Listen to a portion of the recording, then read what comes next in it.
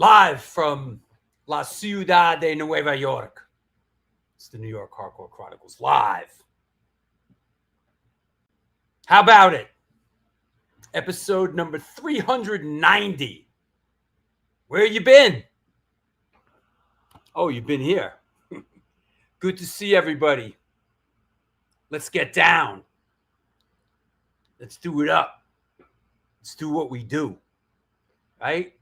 What's up, Spiky? What's up, RS70? Francis Sawyer, everybody around the world. I've been around the world. Good. Yeah. Sunny Scotland. I didn't know such. The sun shines in Scotland. I did not know that. Hope everything's good, everybody. Good to see the gang again. And what's up in Germany? Where in Germany are you, Rob? Where are you in the fatherland, my friend? Let's see. Germany's a place I've been to many times. What's up, Chris Hoffman, my dude? How's things?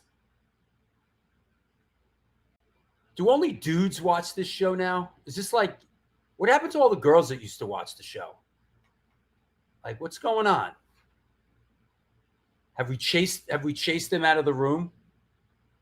Oh, Berlin City. Berlin. My kind of town. Yeah.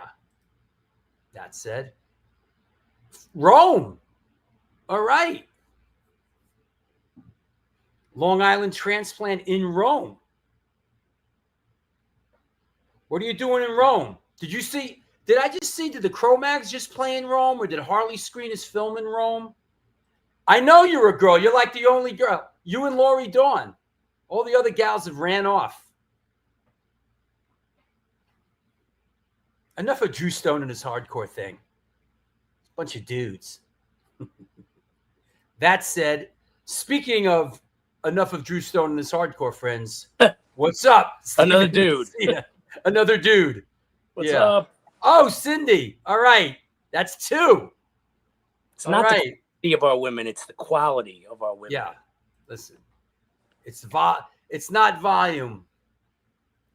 You know? What is happening? What's going on, bro? I just snuck away from the Messina family picnic. Is that right?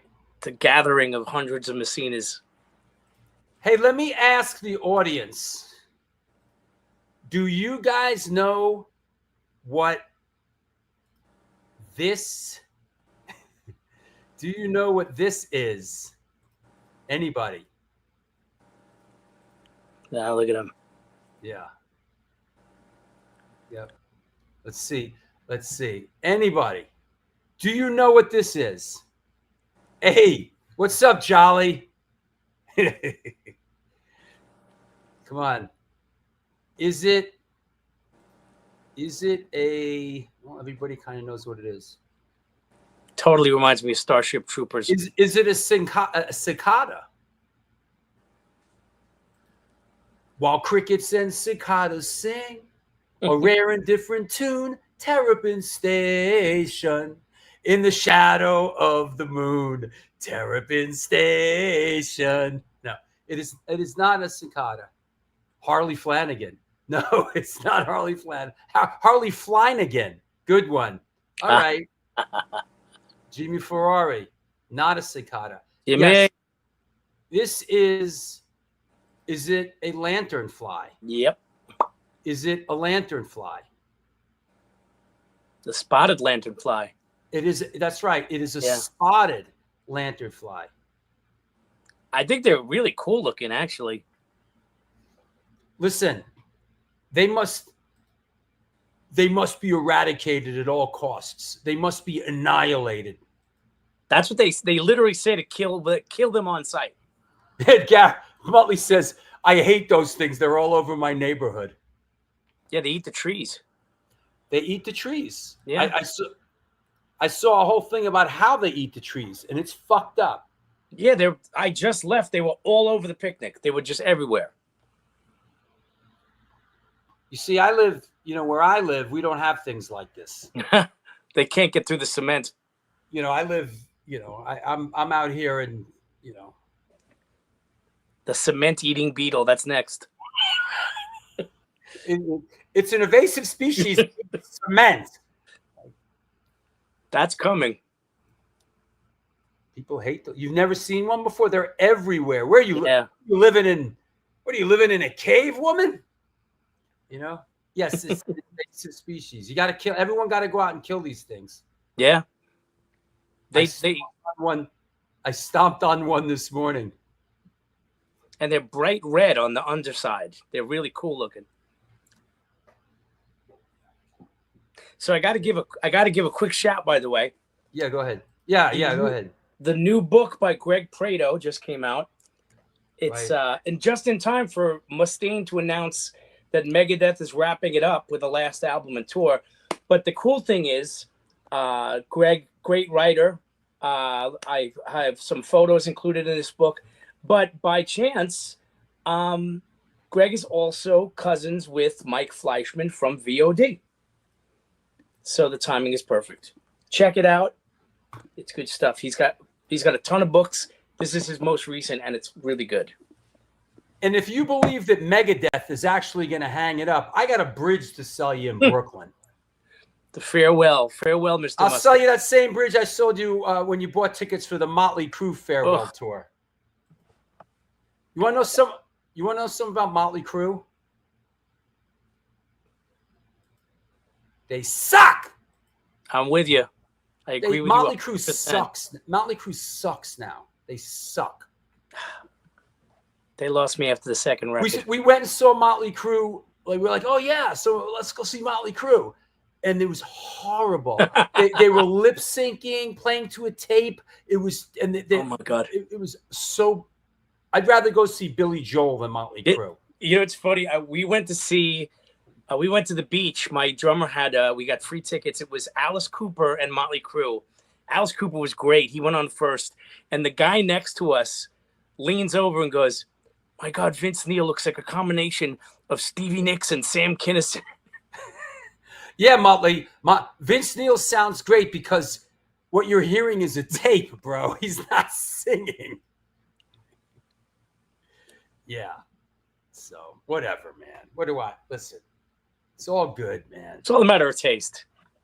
It's all good. Hey, they're great. Sure, they're great. Fucking yeah, can't wait to fucking go see the Crew again. They're fucking awesome.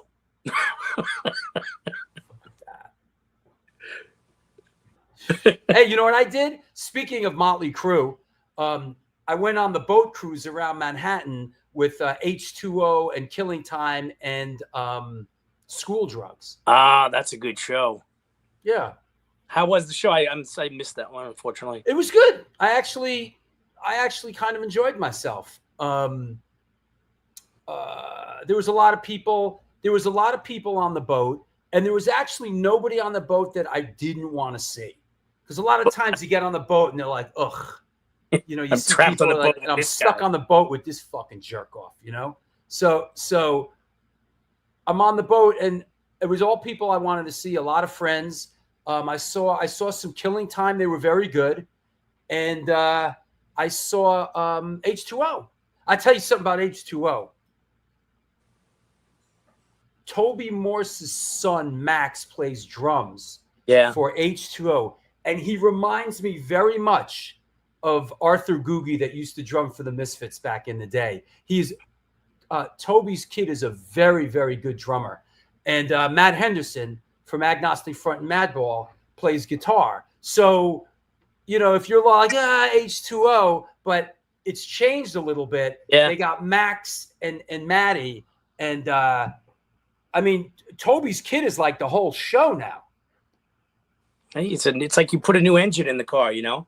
Yo, the kid's like a teenager, and he plays. The kid's got a little pep in his step, you know?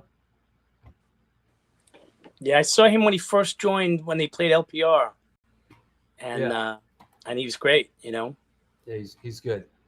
How is everything with Lou from Sick of It All? Rehearsing for a tour? What do I look like? Fucking Lou Kohler. What do I look like? Fucking 411 here? Drew Stone, psychic.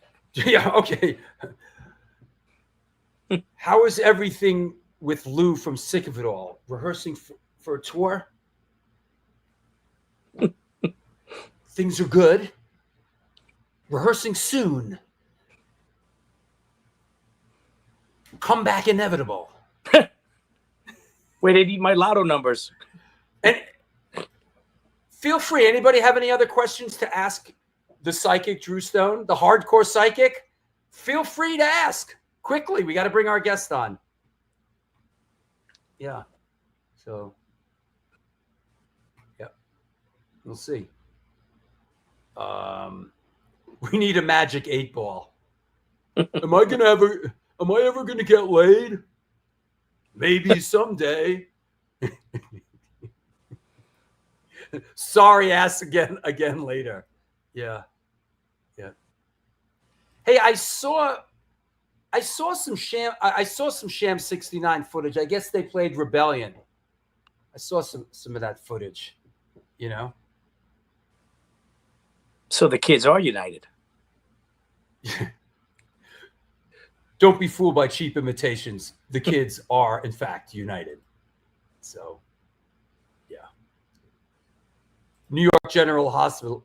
Call him now. New York General Hospital hotline. Anybody else is listen, I'm available for relationships, bar mitzvahs, bat mitzvahs, Advice on kids? I'm good with kids too. Recipes? I'm good with kids. Stern yet fair.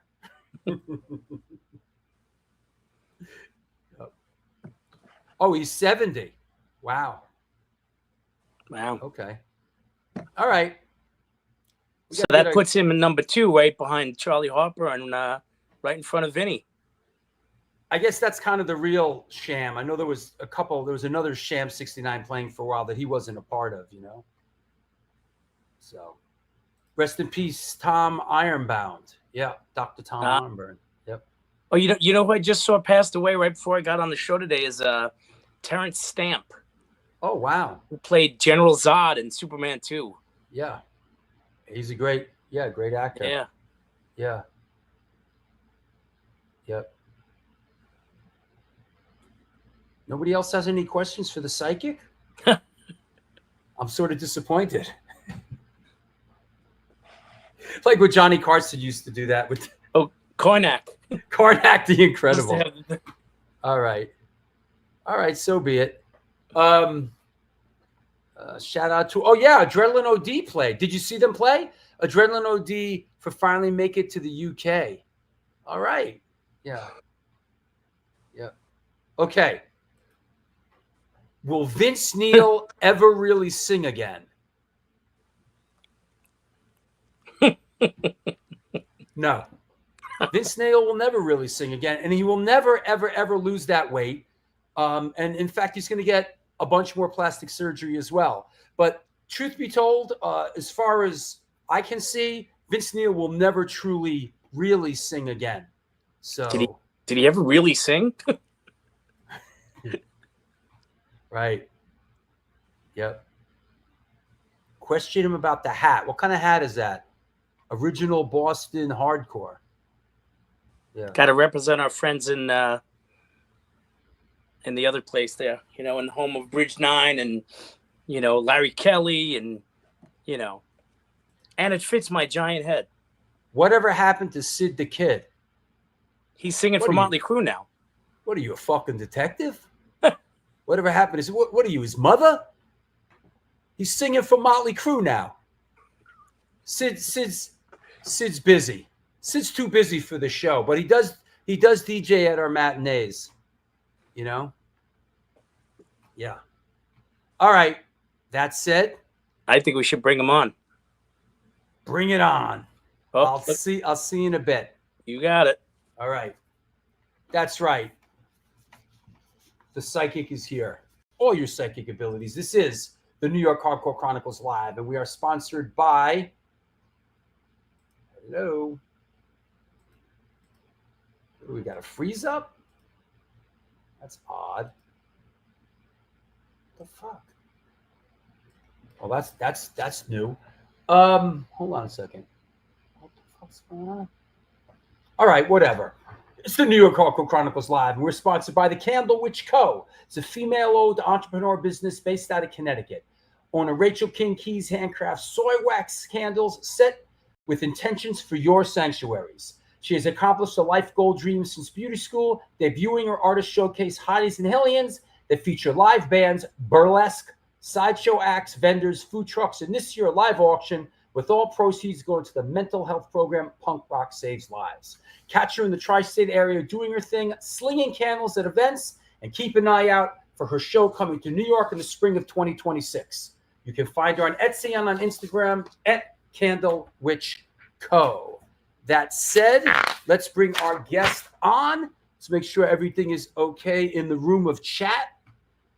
Is that right, Jimmy Ferrari? V.O.D. Green Drip Record, top 5 in my opinion. Well, got someone for you to meet, my friend. Today's guest is an American singer-songwriter hailing from Long Island, New York. He's known for his work with the bands Rollin, Coffin, Bloodsimple, and of course, the highly influential metalcore band Vision of Disorder, aka V.O.D. Please welcome, coming at us from the Bronx in New York City, Mr. Tim Williams. Bro. What's going on? How are you, man? I lit myself up more. I see. It's kind of like shadowy. It's probably too bright now. Well, I thought you were doing it on purpose, like you wanted to sort of. No. Nah. No. It's just my little dismal basement demo studio. How's things in the Bronx? Oh, it's fucking great. It's a nice, pretty hot day out there today.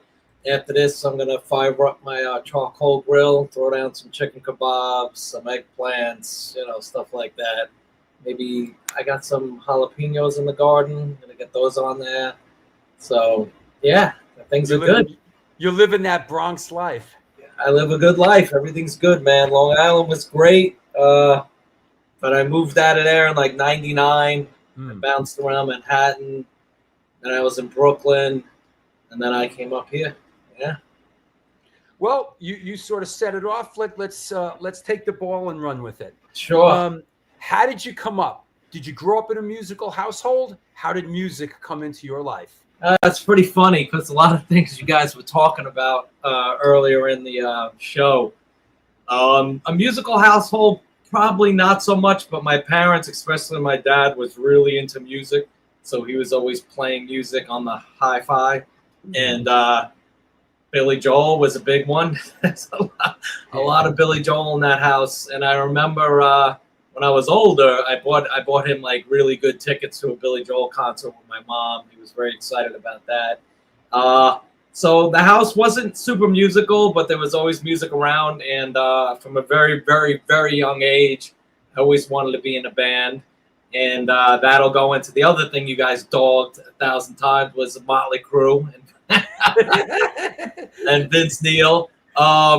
They were like my first, and now we're going back to like Shout at the Devil, Too Fast for Love, and I had an older neighbor who was older, and he was into metal and stuff, and a lot of the stuff I would get like Iron Maiden from him, Motley Crue from him, some Van Halen, and automatically I just wanted to be a singer, and that's pretty much how it went until I became one. Like, so the first music that spoke to you as a young person was like metal, Motley Crue, which could have been metal for me, Iron Maiden. Yeah. When I was that was when I was still in grade school when I was hearing that stuff, and that would be the beginning. And then in 9th grade, I was super into Halloween, Metallica, Slayer, like all the classic metal bands. But then I kind of fell out of it, and I didn't listen to really any of it. And I really got into U2, which was wild.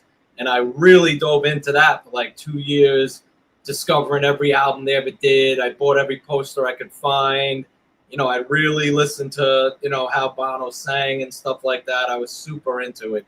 And then as I got into like 11th grade, I discovered the Doors. Everybody who knows what I've done musically knows that was pretty much the thing that took me out of like wanting to do it and actually fucking getting up and getting in a band and doing it, which was V.O.D. I didn't really have any bands before that. I did like a tiny demo in my friend's brother's house. It was like an 8-track that had like 2 songs that he played on. And then after that, Kennedy and those guys, we're all from Merrick, which is on Long Island, and that's how that all got started. I actually got tried out on the Trooper, Iron Maiden. And what was do you remember what was like as a young person? What were the first like live shows you went to out there in Long Island? In Excess would be like the first one. Oh wow, that was at the Coliseum. Yeah, by the way, we were before the show started. We were talking about the Nassau Coliseum. Yes. And because I was like, is it still there? But I guess it is. There. It's there. Yeah, so it was there. I remember seeing Billy Joel out at the ranch. This is when I'm really, really young. And then I probably started seeing some heavier stuff. I was supposed to go to a Motley Crue concert, but that didn't happen.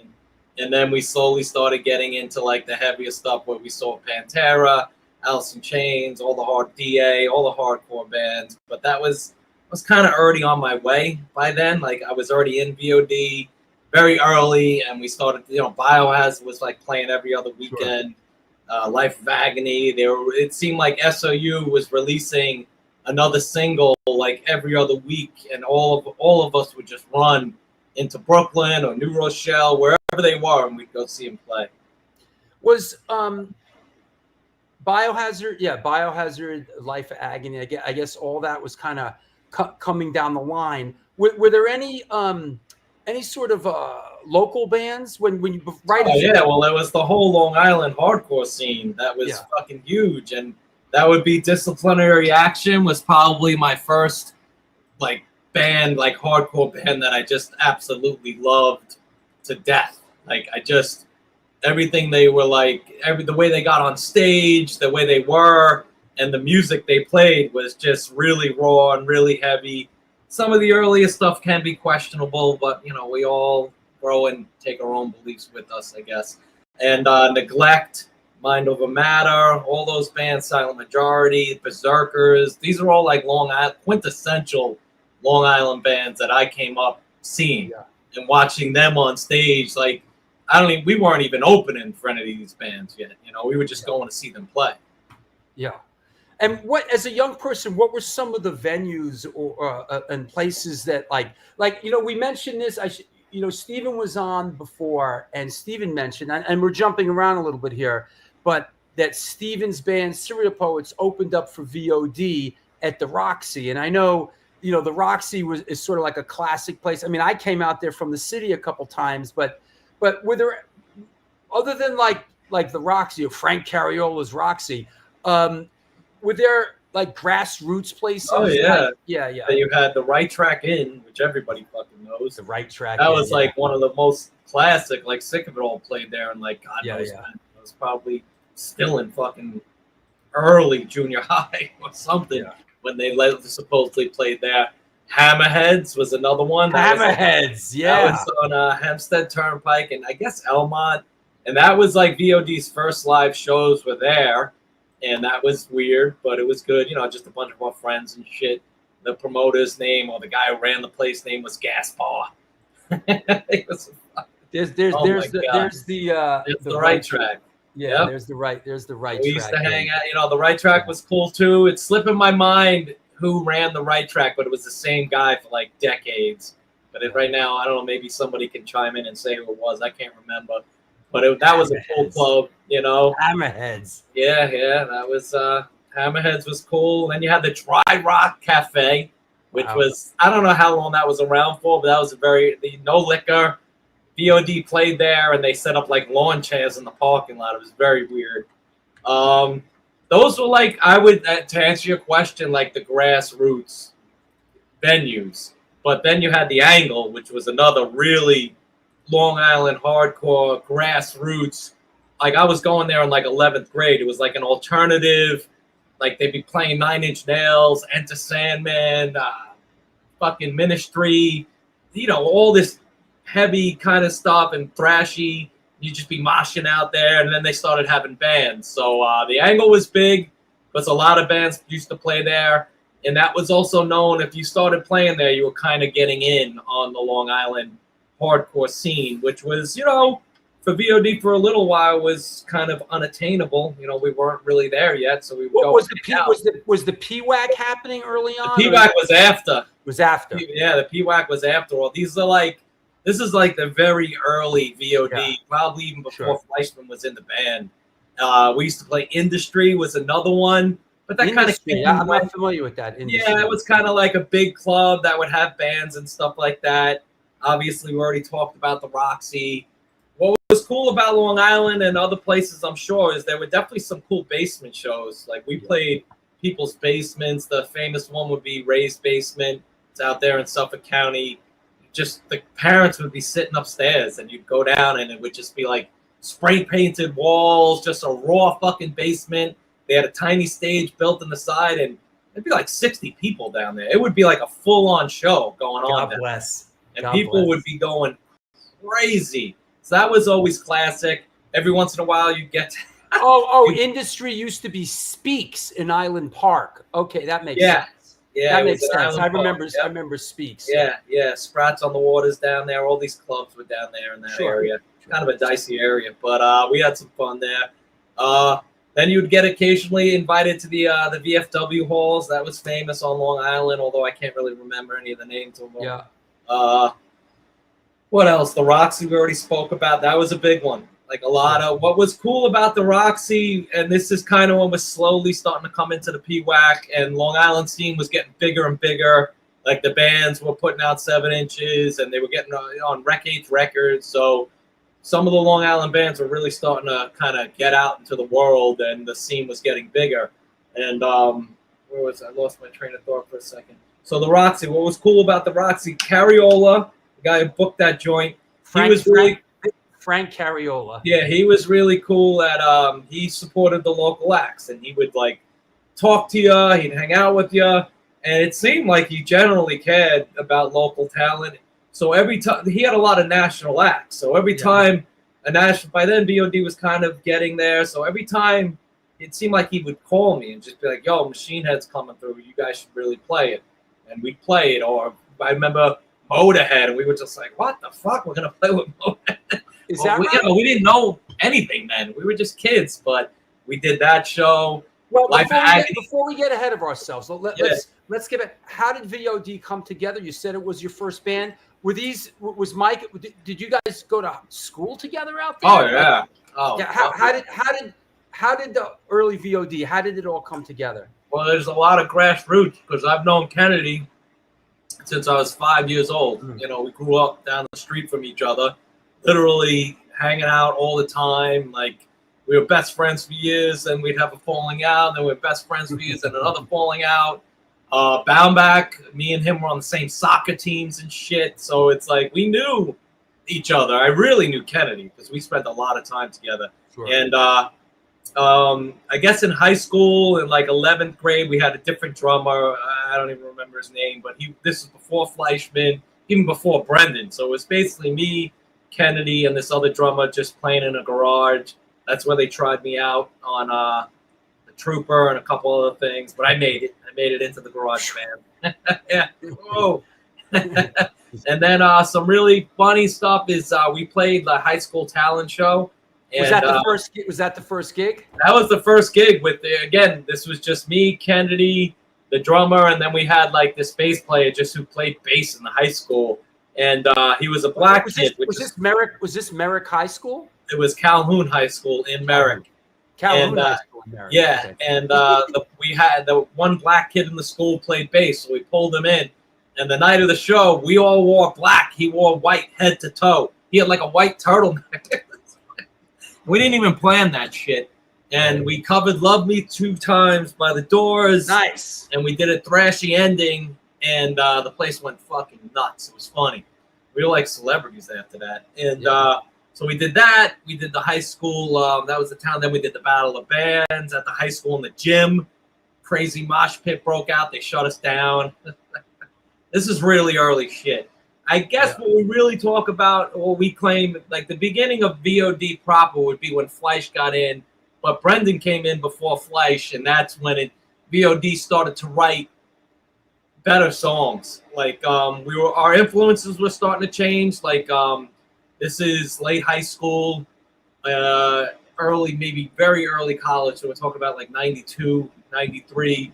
We started to listen a lot more hardcore, and Brendan used to play I think he played with the Crumbsuckers. He did a lot of filling in for a lot of Long Island thrashy bands when he was like 12. And so he was just an incredible drummer, and we started writing better songs, like 713, Suffer, like songs that we were known for were written in Brendan's parents' house in the basement. That makes like we'd come in, and the parents would just be like, "Again?" And Brendan would just be like, don't come back soon. We'd just be down there for hours, fucking blasting the amps, drums, everything. And that picture you got there, that's the right track in. And, wow, is that right? Yeah. And that might have been the release of a split 7-inch. I'm not sure because it's a long time ago. But I know that was at the right track in. And V.O.D. was starting to do pretty well on a local level. A lot of kids were starting to show up. That's Kennedy with one of his original guitars. And he had that thing in high school. And there you go. That's me. And a lot of Long Island people in the background. I still recognize them. I forgot some of the names. But, yeah, that's definitely the right track. And it was an exciting time, you know? Yeah. And you guys start sort of doing doing the circuit a little bit and playing where you can. Do you make it into the city early on? Yeah. Well, we started to make it into the city slowly, but very slowly. We did like Bond Street Cafe. Well, stop right there because I'm just about to go. The earliest flyer that I have in the archive is this Bond Street Cafe flyer. Yeah, I don't know. Is V.O.D on that? Yeah, we're on it. Yeah, that we probably played that one because I remember seeing Brian Zoid. He was a big dude on Long Island, a singer of Neglect kind of guy. You didn't really want to mess with. And when he was unloading his equipment, he kind of looked a little more docile to me, just for a second. And it must have been because he was out of his element in the middle of the fucking city. And I remember that. I remember Out of Line from Queens because I think that's Warren Lee's version of Out of Line. Wow. And that was like the first night we met him because he kind of looked like a friend of ours. So we were just like, what the fuck? That's like Coots' brother. And we were kind of just laughing. And that was the first time we met them. Was at that show. Gary Muttley, currently of Brass Knuckle Brigade, formerly of Billy Club Sandwich, says, I remember seeing you guys at the Bond Street Cafe, and I think you guys said it was one of your first New York City shows. I'm pretty sure it was. Yeah. Yeah. And that was, I think I was he says Close Call became District 9. Very cool. Oh, wow. Cool. We did a lot of shows with D9. I think they stole, I wore a Yankees jersey, I think, to that show, and they stole it. Yeah. So like the early days for the city for us was obviously Bond Street, Wetlands. Again, Wetlands we were going to just as fans. We weren't nowhere near playing there yet. We were going to see all the bands like Vagney, Madball, Darkside. I remember that show in particular because would that be this? I don't know if Warzone. We didn't play. Madball, V.O.D, Warzone, Rejuvenate, Shutdown.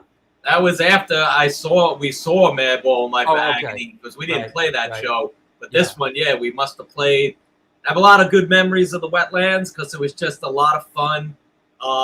We used to get beers down the block and walk down one of the alleys and stare up at the Twin Towers, the original ones. And it was really cool. And the shows were always real cool there, and everybody there was just a good vibe. We used to go there when we weren't playing and hang out. And I remember me and my friend Dave were trying to get in one of the side doors and we're wailing on the fucking door. And all of a sudden the door slams open and it's Rabies. And we're like, oh shit. And he's like, what are you guys doing? I'm like, no, we're trying to get in. Can you get in? And he said, V.O.D, you're part of the family now. Come on in. And that was cool. I'm like some Long Island kid. The band's just starting out and having that happen was cool. That was a moment. You got blessed. Yeah, it was great. But we always had great shows at the Wetlands. I have a lot of memories of that. I remember seeing you there. We played there a lot. Well, there was a hot year or two there where it was the place. Yeah, yeah. And we used to always go. You walk across that fucking bridge, and then the Wetlands is there, and it was cool, man. It was fun. Muttley says, is this true? He says, those days, V.O.D and Candiria both played with no bass player? Is that right? I'm pretty sure. I know Candiria. We used to play with Candiria a lot. That doesn't sound wrong to me, honestly. Yeah. Maybe in the very beginning, because isn't Mike the bass player at Candiria? What's his last name? Yes, Mike. He's been in that band forever. Yes. So maybe in the very early days, maybe they didn't, This one's dated September 18th, 1994. And I think this kind of, in a lot of ways, this is like a great Long Island show. It's the right track in.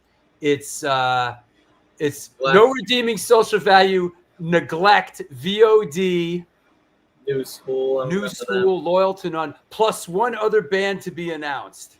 Yeah, man, fucking Loyal to None. We did our first split with them, V.O.D and Loyal to None. Loyal to None was like the first Long Island hardcore band to show V.O.D any sort of interest at all. It was kind of hard to bust in to that scene. It's a lot of people knew each other. It was kind of tight-knit, cliquey, and I think we had too much double bass for them in our earlier shit. But Loyal to None actually came down to the Hammerhead show. And they were just like, yo, we want to play some shows with you. And they kind of pulled us into the Long Island scene. Brian Smith and all those guys. Smith was the drummer.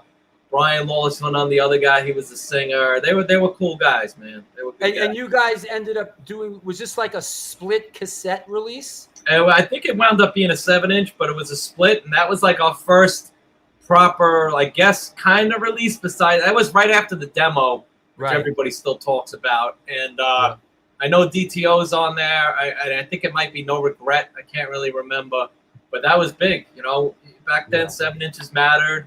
People picked them up. They fucking listened to them, and you know, your name kind of got out there. You know, it was a step up from a cassette demo, which, at least in my mind, was kind of smaller. Now you're on like a proper thing, you know?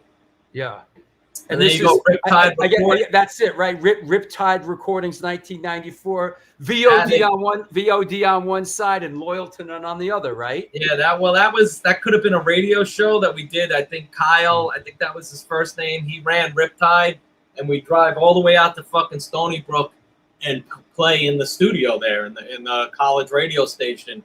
And I'm not sure, maybe we did a set and then Loyalton did a set after us. But that guy used to have us out there. We played like a whole show in that studio. Yeah, I remember that Stony Brook studio. Let me see what else from. So,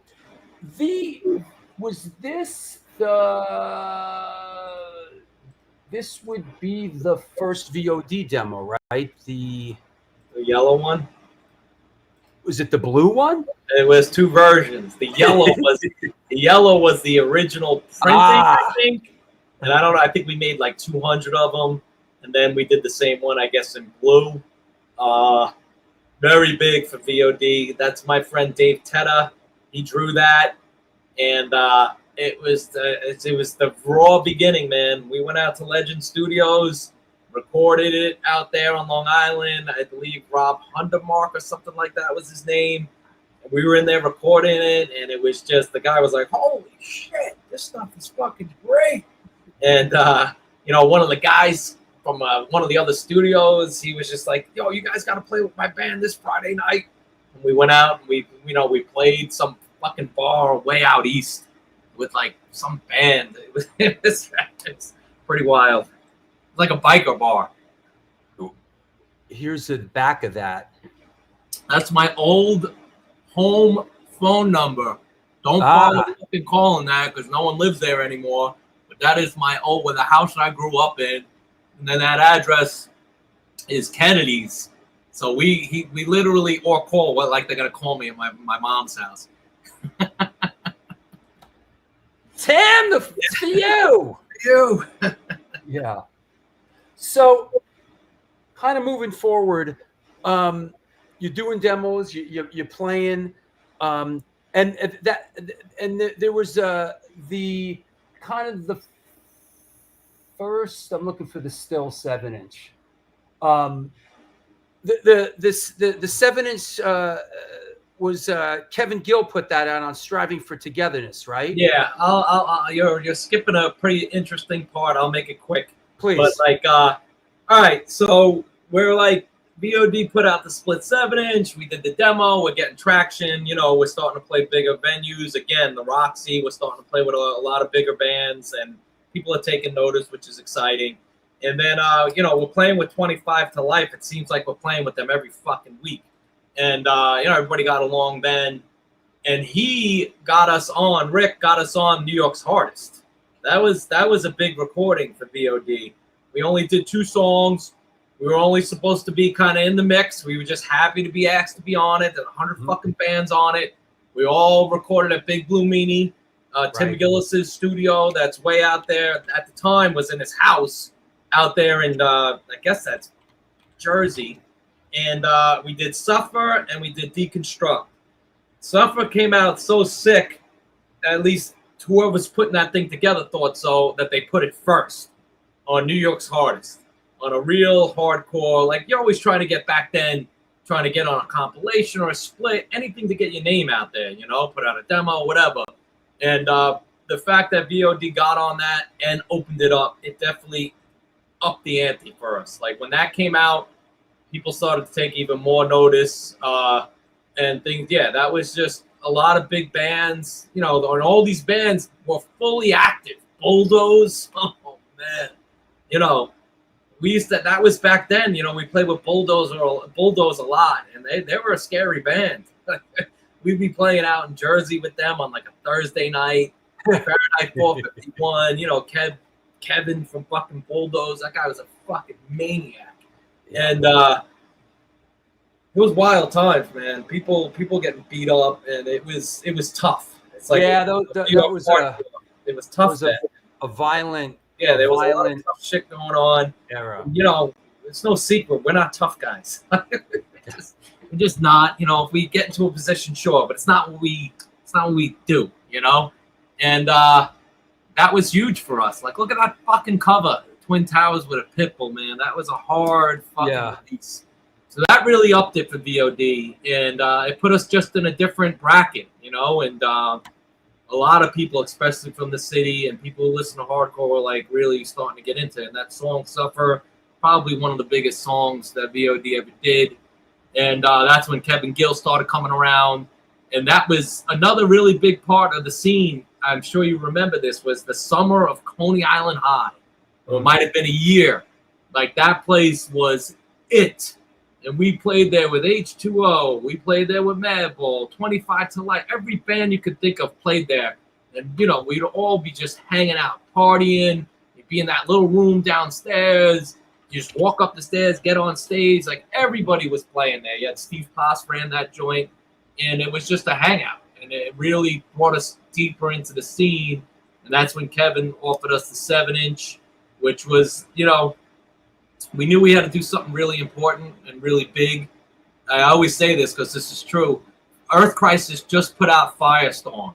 And to us and to like the rest, anybody I knew, that was like the sickest song ever. Like, they were fucking hot shit then, man. And everybody was digging them. It was a ferocious sound from this fucking vegan band. And we were just like, dude, we got to do something like that. It's got to be fucking huge. So we put together our best fucking songs. And we recorded them, and it went pretty big for V.O.D. And the back cover of the Still 7-inch was a big show for V.O.D. out at the Northport Pipeline. Anybody who has that 7-inch knows that show because it was a big show for V.O.D. We packed that fucking place out, and it was huge. I still always joke that I think it was we packed it so tight because a crazy thunderstorm broke out, and everybody had to come inside. But it was a sick show, and it was the back cover of the Split.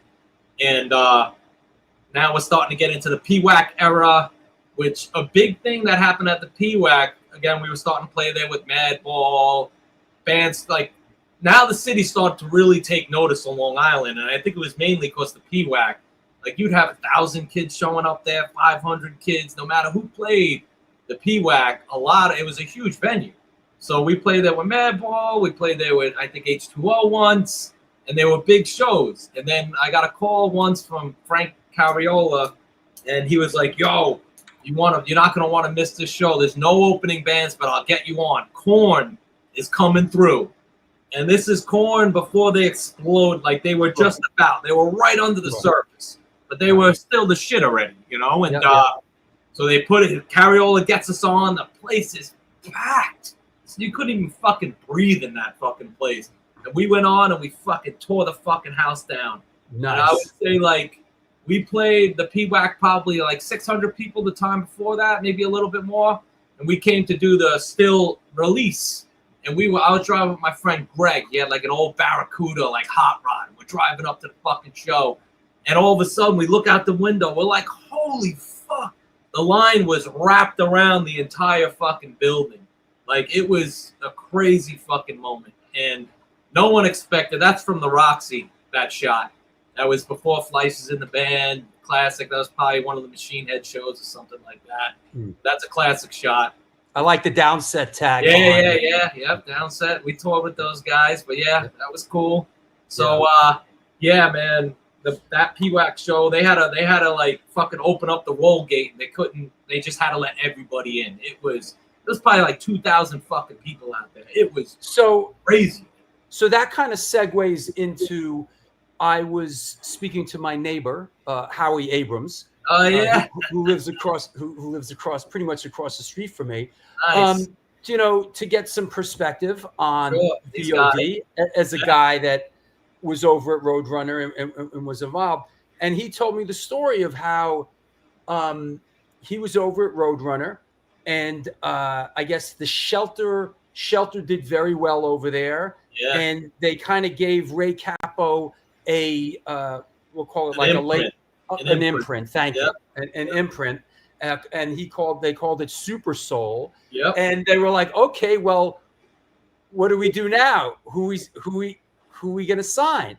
And V.O.D's name came up, and Howie's telling me this in first person. He says, and me and Ray, we go out to the PWAC to see them play, and it was fucking nuts. He said there was like 1,700 kids there. He said Fugazi played there the week before, and there was 400 less kids. He said V.O.D. He said it was outrageous, and he said like it made sense. I mean, sometimes, and I said to him, yes, sometimes bands just can't be denied. You know, like sometimes, you know, a lot of times it's, hey, we're gonna sign this band and we're gonna massage them and we're gonna do this and do that. But sometimes bands, you know, you hear the Metallica story or the Twisted Sister story. Like sometimes bands are just, they'll just work hard until they just can't be denied. And it seems like it was one of those cases. Is that right? That's pretty. We busted our asses, man. We earned every fucking fan we had out there. Some of it was a fight, but we just believed in what we did. You know, we took it very fucking seriously, and we played live. We were fucking good. And, you know, a lot of people got into it, and that was really great and exciting.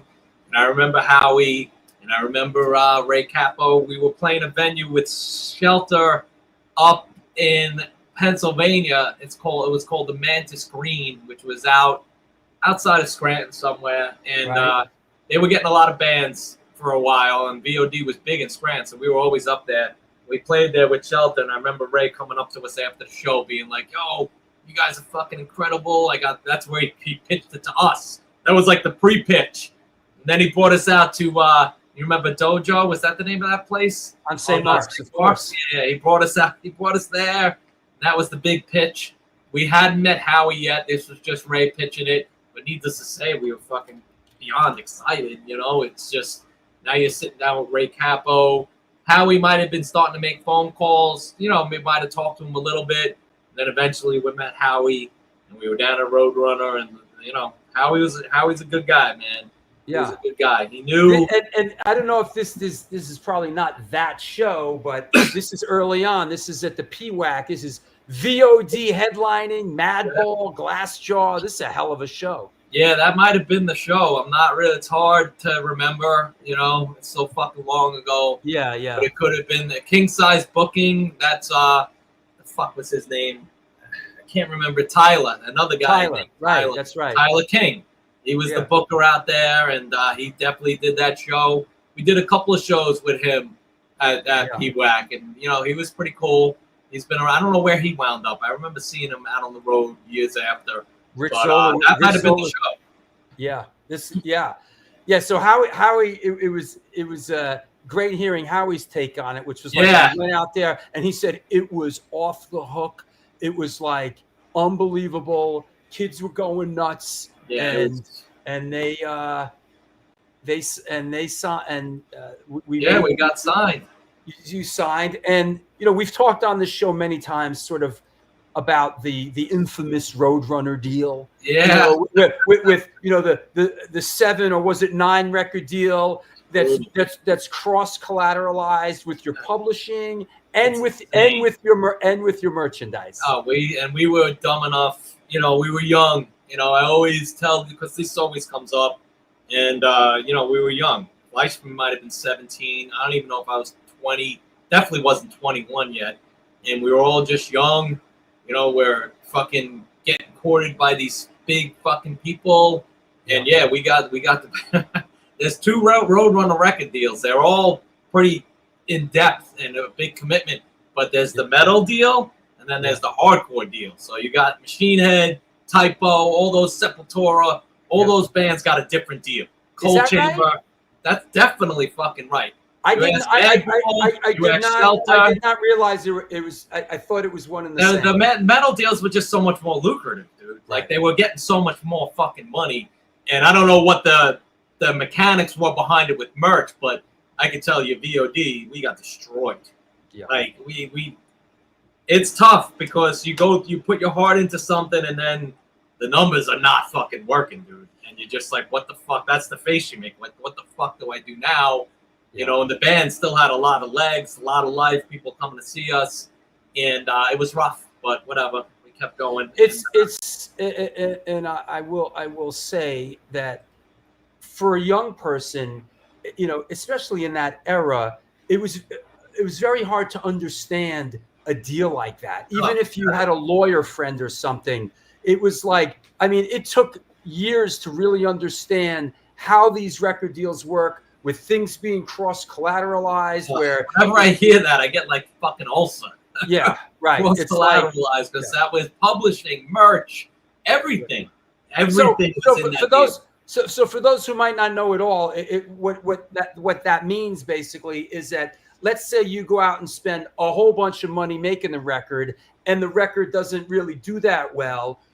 What that deal enables them to do is pay themselves back off the money that you would have that you're making from your T-shirts. So let's say the recording cost a chunk of change, and you went on the road and sold a bunch of T-shirts. You're not going to get any of that T-shirt money because they're going to put the money that was made from T-shirts towards your debt, and that's exactly what happened at V.O.D. Yeah, we were selling, like, I think it was the Downset Earth Crisis tour. We were out there. We were doing 1,000 a night, whatever it was. We were selling a lot of fucking merch. The tour was pretty big. It was a big club tour, and we were doing well. I think we were second, and it was just at that right point. We were selling crazy merch. Came home with no money. It was just, they took all the fucking money.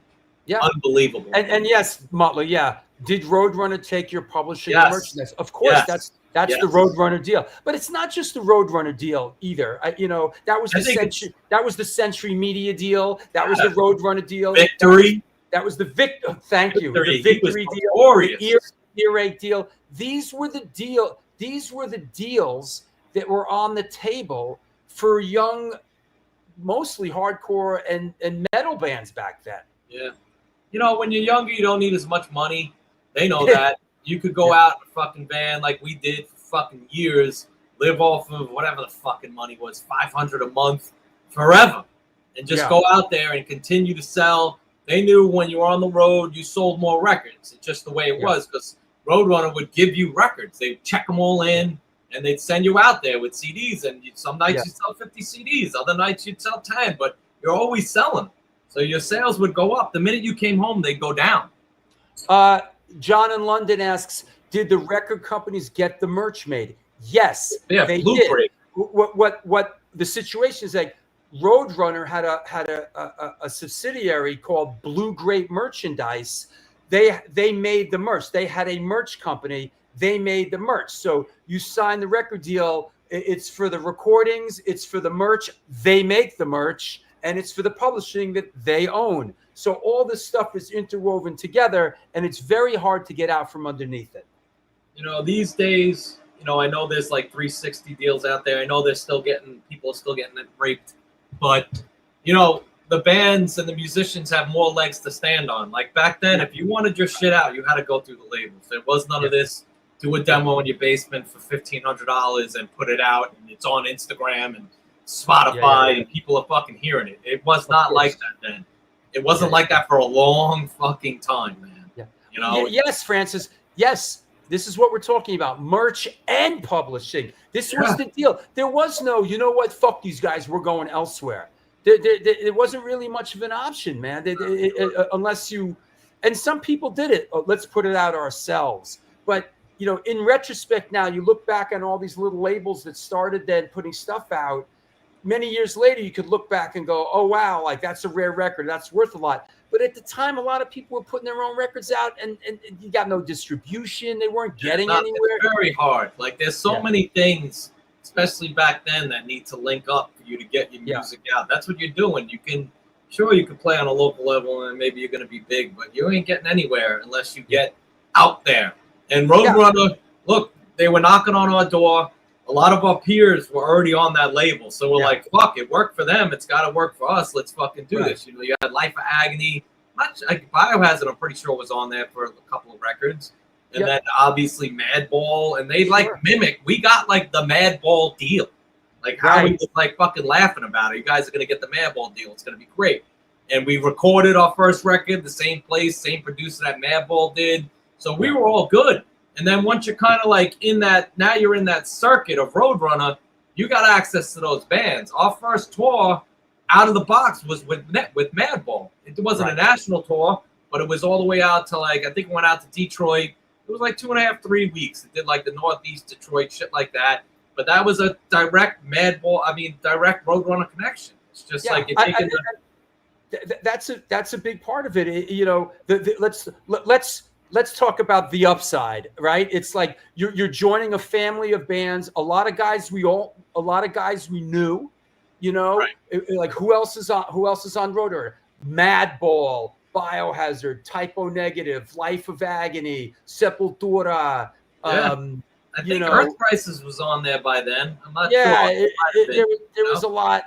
So a lot of bands. And then once you join the family, you're going out on tours. You know, so that's how it goes. Let's talk about the self-titled album. I know Jamie Locke was involved in it. Howie gave me some perspective on it. You know, a little bit of sort of in retrospect. You guys kind of felt like maybe we should have stuck at Legend Studios in Long Island where we did the demo. Maybe. Could you give us some perspective? Could you give us some perspective on this record looking back? Oh yeah, there's a lot of well, it's our first ever record. So it's the first record we ever recorded. Up until then, we only did like singles and demos and shit like that in the comfort of these studios that we were comfortable in. Enter Roadrunner, enter Jamie Locke, and then we found ourselves up in Gloucester, Massachusetts, at David Brown Studios, which was the guitar player of Billy Joel. He had like a fucking mansion. David Brown, and I think he passed away recently. But anyway, he had a beautiful house up there. You were allowed access to like part of it, and then he had a recording studio that Jamie Locke. That was Jamie's territory, all up there in Massachusetts and stuff. So we go up there, and you know, like you think, you know, you're getting this big record deal. Little do you know, none of that money is yours. We already discussed that, so we don't have to go back. But anyway, we went out and bought brand new fucking equipment. And one of the first mistakes is we got all this. Brendan got brand new drums, hardware, thing. These guys got VHT heads, amps, shit, and they had it shipped right up to the studio. We're opening up brand new fucking gear that we've never recorded on in the studio to record your first record. So right away it was a little strange, and we were all very new at it, and you know, it was pretty tense. It was fun, but it was kind of tense, and we were up there, and people are playing shit that they never heard before, so there's a little tension. And then it was time to do some of the vocals, and I was starting the vocals, and all the guys were like in the studio, like in the room, the main room, while I was in the vocal booth. And every time they hit that talkback thing, there was like 10 voices telling me what to do. It was not a good situation, and I was getting really fucking pissed off. These guys were basically done. Like the drums were done, the bass were done. We're going on. We're up there for like a month already. You're starting to get tired of it. You know, you're kind of in the middle of nowhere, and you've done everything there is to do around there. People are starting to get worn out. So we say, fuck this. I still had a lot of tracks to do, but we said, fuck it. We're out of here. We're going to go take a break. And I remember Ray Capel called me from like somewhere in Germany. Just take it easy. Just relax, man. You're going to be fine. Never heard from him again after that. Howie was the same. Howie's just like, yeah, maybe take a couple of weeks off and get you set up in a different studio. So me and Kennedy went back up, and we finished the recording of the vocals. So it was a tough vocal. It wasn't a good set. The whole thing was not a good experience for me. I'm not going to say it was Jamie's fault, Jamie Locke's fault. I was new, and I hadn't really done that much before, and my voice felt like it was kind of giving out. So every day was like, is this fucking shit gonna work or not today? And it's daunting. It's daunting, and people don't understand too. It's like when you're let's say when you're in a band and you're playing an instrument, it's a little bit easier to like go, let's get it. Let's do it till we get it right. When you're singing and you're in there, it's hard to keep doing it over and over again. Me, I always struggle with that. I mean, and what you're talking about now is like, I mean, we're all a bit older now, and I'm sure you do the same. By the time it's time to do vocals, I go in by myself. Oh yeah, forget it. I don't want anybody. Like, that was the last time anybody was ever in the studio with me, ever. And it's never had anybody in there ever again until like Rollin, Coffin, the guitar player, was in. Yeah. But no, so it was tough. And then the mix came, and again, like V.O.D, everybody had a fucking opinion, and we always laugh about this. No one really knew what the fuck they were talking about. You gotta let these guys who you're hiring, like, this is hindsight and stuff you learn with experience. Like, these guys you're paying all this money to, let them do their job. Like, stay out of it. And it wasn't. I hate the way that record sounds. I can't even fucking listen to it. But I think it was special because it's got a really great collection of songs on it. There are some newer songs, some older songs that we had in the pocket that we just re-recorded. And needless to say, it was our first release, so it's definitely important. And I know a lot of fans loved it, and we did a lot of hours and miles on the road supporting that record. So looking back, it was a great experience. It put us on the national stage. We wound up doing "Sick of It All" in Europe off that record, which was huge. And then with the biggest hit was we wound up on Ozzfest. That's right. That's what I was getting to. That was a big moment. And that was the first. Correct me if I'm wrong, but wasn't that the first like proper Ozzfest tour? You are correct. Before that, it was just like 3 dates, and it was like Earth Crisis. I don't know who else, but that was the first real tour. It was great. It was a little strange, just like everything was that day. Those days, because they made you play twice a day. I don't think they ever did it again like that. Right. And so one minute you were going on like 10 in the morning when like you're playing to like people walking in. I remember and then that. Another time maybe you'll get lucky and you'll be playing at the right time. Yeah, they shuffle the deck, right? Yeah. It would rotate. It would rotate every day. And then the really bad is sometimes you'd be going up against Pantera and there'd be nobody there. It'd be like 17 people watching you. Just a final word on what we're talking about as two vocalists who've recorded. Our good friend and supporter Alex Mitchell from Circus of Power and Crucial Truth before that says he says doing that vocals thing with half the crew in the studio chiming in can take some doing, especially after they've had a few drinks or doobies, etc. So that's what you get. You get a bunch of guys hanging out in the studio, getting high and hanging out, thinking they know what they're talking about, and it turns into like a democracy, which it should not be. And I learned my lesson on that recording, and like I said, we'll get into the other recordings where no one's fucking around, and no way. But Ozzfest was huge, and that goes back to like being connected. Like by then we were on Roadrunner. And I think there was a couple of Roadrunner bands on it. I know Fear Factory was on it. I don't know. Power Man, I think, was on it. I can't remember who else was on it from Roadrunner. Fear Factory. Fear Factory is definitely on it. Machine Head. Cold Chamber. Cold Chamber. So we had that with us, right? Yeah. Cold Chamber was fucking blowing up. They were on the second stage. They had a moment. Yeah, Machine Head was pretty big. Fear Factory was big. And then we were also on Concrete Management at the time, who had Pantera. So it was kind of like a shoo-in that we got on that. We had a lot of connections. And, we were on the side stage. Not like we were on the main stage or anything, but we were a brand new band. And that was a whole different caliber of playing shows and touring. Now you're in a festival setting, which I always, in interviews, it comes up a lot. A festival setting is completely different than playing in a club. And we were brand fucking new at it. And it was fucking strange. It was something you really had to get used to. And, now, forget it. I've done a lot of those types of shows, but they're completely different. It's like night and day.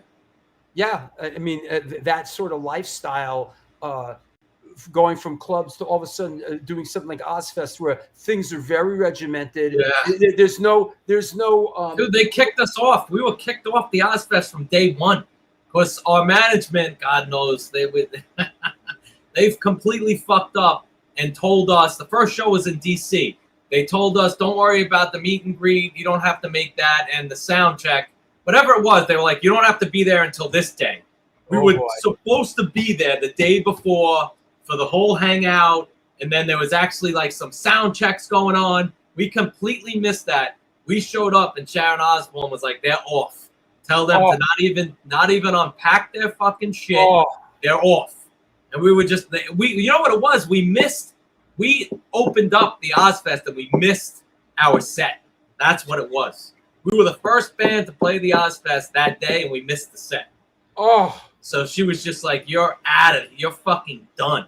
How did you recover how did you come back? We sent the man, just get the fuck back there and fix this. And it was Kristen was the manager. She went on to be a big time manager. Kristen Mulderick. And Sandy Borgman. You might remember her. Yes, of course. She did some management back in the day. I remember all these people. Yeah. So they were our managers then. So they went back there. And also you had Walter O'Brien.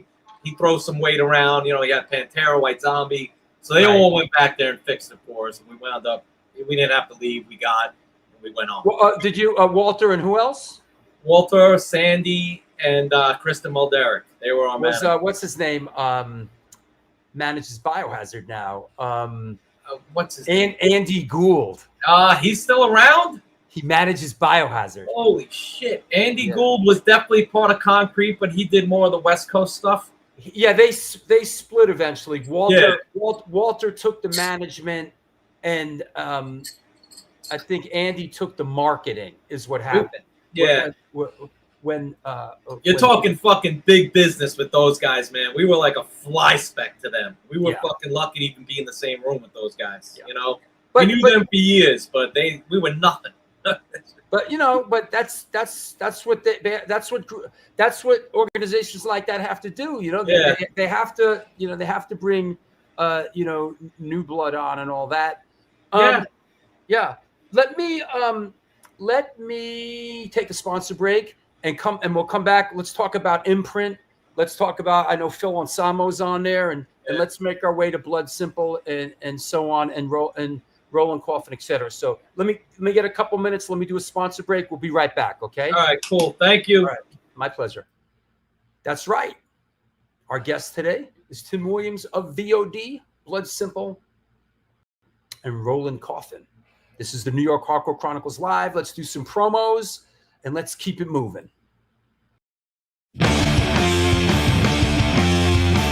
Since 1992, Generation Records has been a mainstay of the New York metropolitan area music scene.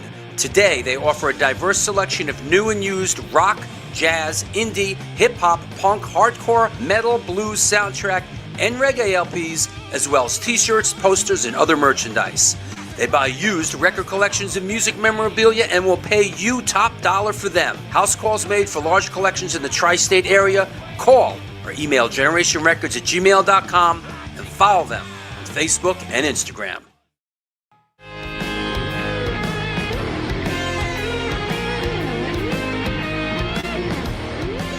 Will that be cash or in debt?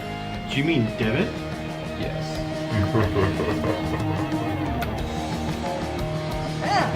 Sorry. Another eternally satisfied customer.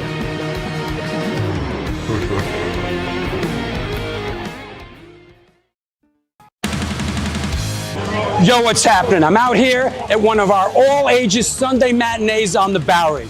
I hope that you are enjoying today's show. I just want to let you know that the New York Hardcore Chronicles Live needs your support. Please step up. There is a Patreon page that has a lot of unique program. Shows are announced there first.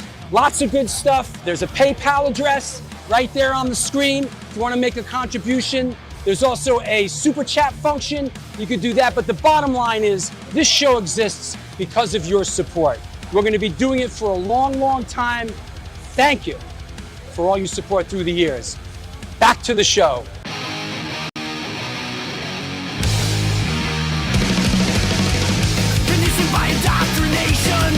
Conditioned by society, you're a victim of the digital age, a 21st century casualty. Open your eyes, you're losing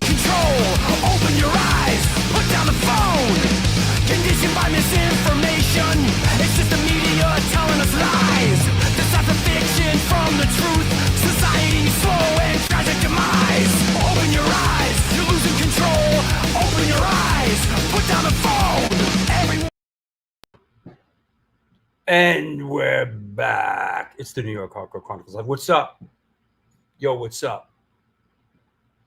What's up? Hey, I want to talk about some events. Listen, you friggin' bums. Come out and support this event. Come out and support these events. Get off your ass. Get out of your house. What do you want me to do? Come set up in your living room? Get out. Come support.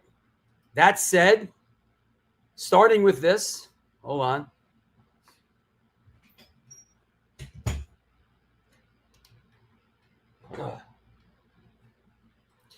There you go. Sunday, August 31st, Bowery Electric, free all ages Sunday matinee. Come on down. It's free. If it's free, it's for me. Demise, Nailed to the Cross, Cropsy, Jackknife Johnny, Concrete Burial, and DJ Sid the Kid. We're doing an after show that night. We're doing the My War thing, basically kind of a punk rock karaoke thing. I'm playing guitar with a couple of the other fellas, different singers coming up. It's a lot of fun. So after this, when that ends, when the matinee ends at 7, we will be doing this right after. A lot of fun. Come on down. Yo, we're coming up to Worcester, Mass. Saturday, September 6th. ID is playing with Motomags, Catching Hell, and Tree in Ralph's Rock Diner outside parking lot. I hear this is a great place, so we're excited about this show. Sunday, September 14th, back at the Bowery Electric, 24/7 Spies, Rebelmatic, and more. Yo, we're screening the Alago film. AC Slade from the Misfits and Dope. His Cat Fight Coffee Shop in Boonton. Am I pronouncing that right? Boonton, New Jersey. I'm dragging Alago's gay ass out there so we can screen the film. It's been many years since we've screened the film, so I'm excited about it. I hope you can come out. ID's headline the Bowery Electric Sunday, October 12th, along with a couple of others, and going out to play with GBH. If you are out on the Booton, is that right? Booton. Thanks, Scott Earth. You would know, Jersey people. Yo, ID's playing with GBH and others out at Crash Fest in San Francisco. We're excited about that. And then the big banger, the Holiday Slamboree, Sunday, December 14th. My War, Butterbrain, Tree, Serial Poets, and World of Chaos at the Bowery Electric. Yo, please support the show. The show needs your support. Don't be a taker. Be a giver too. Join Patreon. It's the best way to support the show. There's a super chat function that you could do if you have a question for our guest or anything like that. There's a PayPal address. Support the show that supports you. Don't be a lurker. Come in from the cold and support the New York Hardcore Chronicles live. Who mentioned, was it you, Jimmy, that mentioned the other V.O.D. record? Anyway, let's continue on our quest. Let's clear the deck. Hope everybody's okay. Ready for round 2? And camera and action. Hey, bro. Ready. Ready. Let me wait. I want to get imprint going here. Hold on. The imprint record. Here we go. So the first Roadrunner record, you guys, I mean, you talked about it, and I remember this. You guys really went out and did a lot of work, man. You guys really grinded on, behind that record. And then, which brings us to Imprint. I know Phil's on this record. And this was it, what's his name? Dave Sardi produced this, right? Yeah. Yeah. I mean, and he was hot shit. Could you give us some? Could you give us some perspective on Imprint? It was cool. You know, it was a cool time for the band. We had, like you said, we did all that crazy fucking touring on the first record, and really, really busy for a lot of like, I don't know, long fucking time supporting that. And then it was time to come back in. You know, the label was like, all right, guys, you got to come on in and start writing a new record. And you know, we kind of felt like, all right, you know, we've been out here forever. Let's go back. And we got a studio out in Long Beach, Long Island, and you know, doing all that touring, like we were kind of thrusted into like a more, like just a bigger circuit, and we got to learn and see a lot. Like a lot of bands, you know, that were just incredible at what they did, and I think it put a big influence on us. We kind of also had like a stick up our ass, which kind of felt like, you know, we did Ozzfest, we did Europe, we did all these big tours, and we didn't really feel like 100% validated or accepted on those experiences. So the way we were channeling is we wanted to write the heaviest, most ferocious V.O.D. could possibly do, and no one had jobs then. We were still all pretty young. I might have been by now, I'm probably 22 or something like that. And we had that studio in Long Beach. We were down there every single day. And like you said, it's a little daunting. You know, you're going down. This is before even Sardi showed up. You know, we were just starting. We had nothing. But let me just. What brought you to Sardi? Who made that? Well, call? you know, one of the bad things that do happen in the record business, which happened to me twice, is your A&R winds up leaving. So Howie wound up fucking leaving for whatever reason. We understand, and but you never really know what that means until you fucking find out. Like until you don't have somebody to fucking look out for you. Yeah, you basically just lost the person who's fucking looking out for you at the label. Period. So now you got no connections at the label, and thank God, you know, Mike Gitter was now the new A&R guy. And Gitter, you know, he's been around a long time, and then he was still, I don't know, he was new to us, but he was young, but right away you could tell he knew what he was talking about. He got V.O.D., which was very important, and he was the one that came up with a bunch of different options. You can go back to Jamie Locke. We were like, no. There were a couple other big names around right now. I really can't remember, but Sardi was one of them, and we were just like, Bark Market? What the fuck? Yeah, we fucking definitely, yeah. Let's do Sardi. So we'll fast forward it to when Sardi gets on board. So we write the fucking record. Sardi's, we start making contact with him and talking to him on the phone, and he's just like, yo, let me just come out to your studio. I'm gonna come out there. You guys are by the beach, right? And we're like, okay, yeah. But you know where Island Park is and where Industry was and all that shit. Yeah, it's by the beach, but it's not what he's thinking. He shows up in a hippie van with a fucking surfboard hanging out. I'm like, you're in the wrong part of fucking Long Beach, dude. Like, you can maybe go do that, but this is not fucking Malibu, bro. So he shows up. This ain't Santa Monica. Yeah. He shows up, and we're just like, what the fuck? Who is this guy? But he came in right away. You could tell Sardi, very good vibe.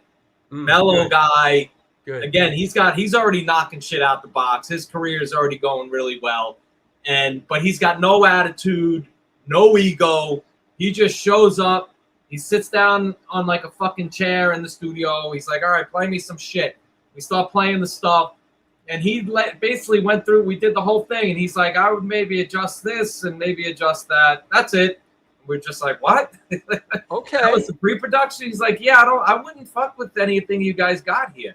You guys got some incredible energy. And this was, you know, I think we had the Phil song in, like, we knew we were doing that. Like, that was another really big point in that record. Down by the river? Yeah. Sardi, like, he heard the instrumental version. He made, like, a correction with that. And then you already visioned that Philip would be a part of it? I'm pretty sure. That came in late in the game. Again, we made, thanks to Rob Flynn. Rob Flynn was, like, the first metal guy on the Ozzfest to be like, yo, these guys are dope, hang out with me.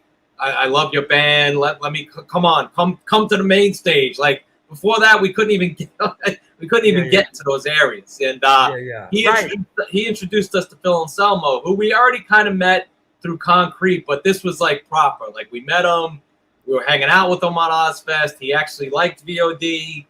He would come and see us play. You know, we hung out a lot. He was on a lot of the off dates that it was just us, Machine Head, and the Roaster. So we got to know him. So at that point, I knew him pretty well. And I was just like talking to Kennedy one day, being like, we got to get something special going on this record to really fucking seal the deal. Like the songs are sick, but we need something. Let's get a guest. Let's get Freddie on this, or maybe Jamie Hatebreed. And then I was just like, you know what? Maybe I'll just fucking call Phil. And he was just like, what? I'm like, let me just give him a call, see what happens. All right. So I literally just called him up and I said, yo, man, I think I went through the management first just to grease the wheels. But then afterwards I called him. Well, it helped, like you said, that again, it helped. You had the same management. Yeah, exactly. So it helped. And we broke down pretty hard in the Ozzfest, and this is like 6 months later, so it's still fresh in his mind, you know. Sure. I called him now, he probably wouldn't know who the fuck I was. But so yeah, he was just like, yeah, dude. I'm like, we'll bring the track down to you. He's like, absolutely. He's like, I'd love to fucking do it. Hold on. No, it was absolutely. Yeah. brother. God damn it, yeah. God damn, I'm all in. Yeah, he was cool. He was all into it. Great. Phil's great, man. He was cool. And we had recorded all the vocals by then. Again, this was the first time, like, everybody did that. We did some of it live, like some of the V.O.D. shit. He recorded some of it while we were doing, like, just practicing, doing drum tracks and stuff. And he kept it? Yeah, he kept some of it, which was sick. Some of the screams. We've done that. We did that also last year. Yeah. It's a good way to go about it. If you could capture that, and for those out there that might be wondering kind of what we're talking about, when you initially record with the band, you do the basic tracks and everybody plays together, but the real goal is to keep the drums. You need to get the drums, and then you build everything around that.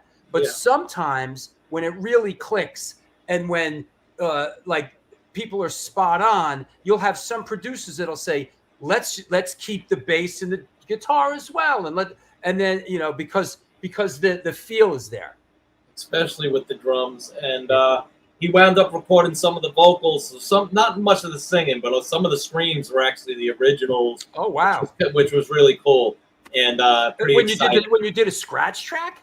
Yeah, so like the Scream and Landslide, that one I know for a fact was from the scratch. No shit. Into an SM57, and that's what I recorded the screams with on that record, which was really fucking cool. And that was the test also. I said, none of you guys are coming to the fucking studio at all. You guys do your shit and go home. Don't come.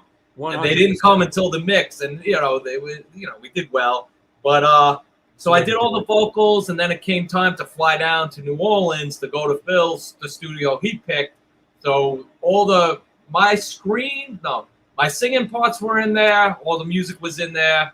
We showed up. I showed up at Phil's house. We hung out the night before, just hanging out. You know, it's crazy Louisiana fucking house and all sorts of shit. He's got like a pentagram in the bottom of his pool and weird shit. It's like a horror house. It was, but it was cool. He was super mellow, which, you know, I've seen him on all different fucking spectrums of the rock star thing. But he was super mellow, and that was cool. We drank, hung out, went to the studio the next day, and I went first, and I blew my tracks out in like fucking 3 takes because I've been screaming for 3 weeks. My shit's wide open, and he goes, and right away he started doing his stuff, and I was just like, I'm saying to myself, that doesn't sound good, dude. I'm saying, holy fuck, if I came all the way down here and his voice is gonna be fucking botched. So I was like, shit. But then, like, after like 20 minutes, his voice, I guess, warmed up, and he was good to go. But it was pretty funny. And one of the moments, we finished recording, we went back to his house, ordered in some food, and we just fucking blasted the fucking track. That was pretty funny, man. Yeah, it was cool. You know, it was really cool. That's great. Great. And I remember bringing that shit into Roadrunner because no one heard it. I brought it into Roadrunner. They brought me into one of the conference rooms, and everybody was there. I remember Monty was there, a couple other people, Gitter obviously, and they fucking blasted that. People's face turned white. They couldn't fucking believe what they were hearing. It was, Anselmo really, he put the pedal down on that track. Like there was some other shit he filled in on that was like whatever. He really actually did some work on that, which was cool. Yeah, he's a force to be reckoned with. So Imprint comes out, and you guys kind of go through the touring cycle. Go through the cycle again, man. And you go through the cycle again, and you guys go out and do a lot of work. And then it sort of runs aground with Roadrunner. Yeah. How did that? What's the 2025 sort of proper take on that? Well, the proper take, honestly, if you really want to think about it, and maybe it wasn't the best decision. Like if we stayed with Roadrunner, they would have owed us a couple more records, including the money, including all the fucking shit that comes with it, the studios, the producers, everything. But at that point, we were pretty upset with a couple of things regarding Roadrunner and the way they were treating us on Imprint. Like, first of all, we had a UK tour sold out. It was close to sold out. Like, I don't know, 2 weeks, really good. And they pulled it. They said, no, you guys aren't going. And then we were in Japan. They pulled your tour support. Yeah, basically. We were in Japan, and we were doing the Pacific Rim tour. So we were over there for a month and a half touring Japan, New Zealand, Australia, and we're doing it in vans. It's brutal. But the shows were great, and it was cool. And we're at Roadrunner fucking Tokyo, whatever the fuck you call it. And we were supposed to go back to Japan, I think, like coming up. And they basically told us that they don't want you guys to go. They want typo negative. And we were just like, what the fuck? This is fucked up. So, we came home fucking super pissed. And then they pulled the support. And we were just like, fuck these guys. So basically we went in there and said, you guys owe us this, this, and this. We just want to go back to being a hardcore band. You're only getting 4-track demos out of us. We're done. And they let us go, which was, I guess, kind of unheard of, but they let us out of the contract. And from there, we went on to do Bleeders, which was kind of out on Go-Kart, like a smaller release just to keep everybody busy while we got our acts together. Took a break. We were very tired of each other, after Bleeders. That was a cool record. It was a couple of old tracks re-recorded, and then 3 new tracks. In the Room, which is one of my personal faves that no one ever wants to fucking play.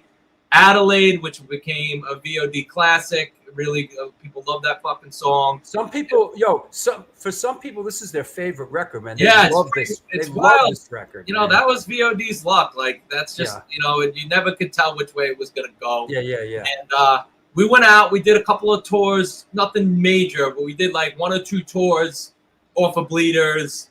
And then, again, we were just starting to get really tired of everything. And we were out doing our own headliner tour, and we were supposed to leave and go to meet Danzig, Disturbed, and fucking Hatebreed on another tour.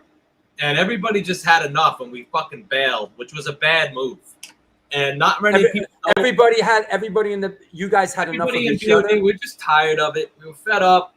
And, we were staring down the barrel at another 5-week tour with Danzig, not knowing. Disturbed, I think, was opening up for us. Right. We were in an RV. We were shot, man. And we were just like, fuck it, we're not doing it. And you never want to do that.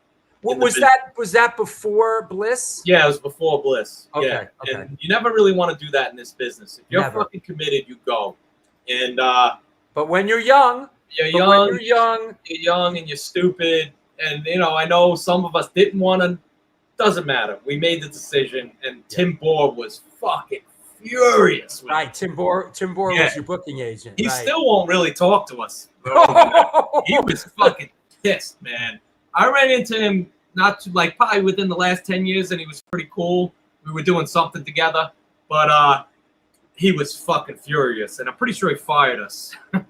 Well, and this is bad.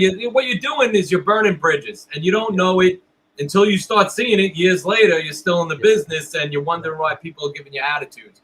But, one of V.O.D's problems is there was always too many cooks in the kitchen, and we were too smart for our own good. We were dumb. We thought we knew everything, and we didn't, including me, including myself. Sure. But anyway, so we kind of cut that short. It was a successful release, though. People did like it, and we did our thing, and we played some really great shows. We were still pretty big then. Like, the shows were big. We were playing, like, the Troc and all sorts of shit. Did that national tour. Was good. Probably should have did the Danzig tour, but whatever. Would have changed anything? Who knows? Enter Bliss from Devastation. Yeah. And so you do kind of a one and done on Go-Kart with I guess with Tim Gillis producing, right? Tim from Big Yes. Meanie, right?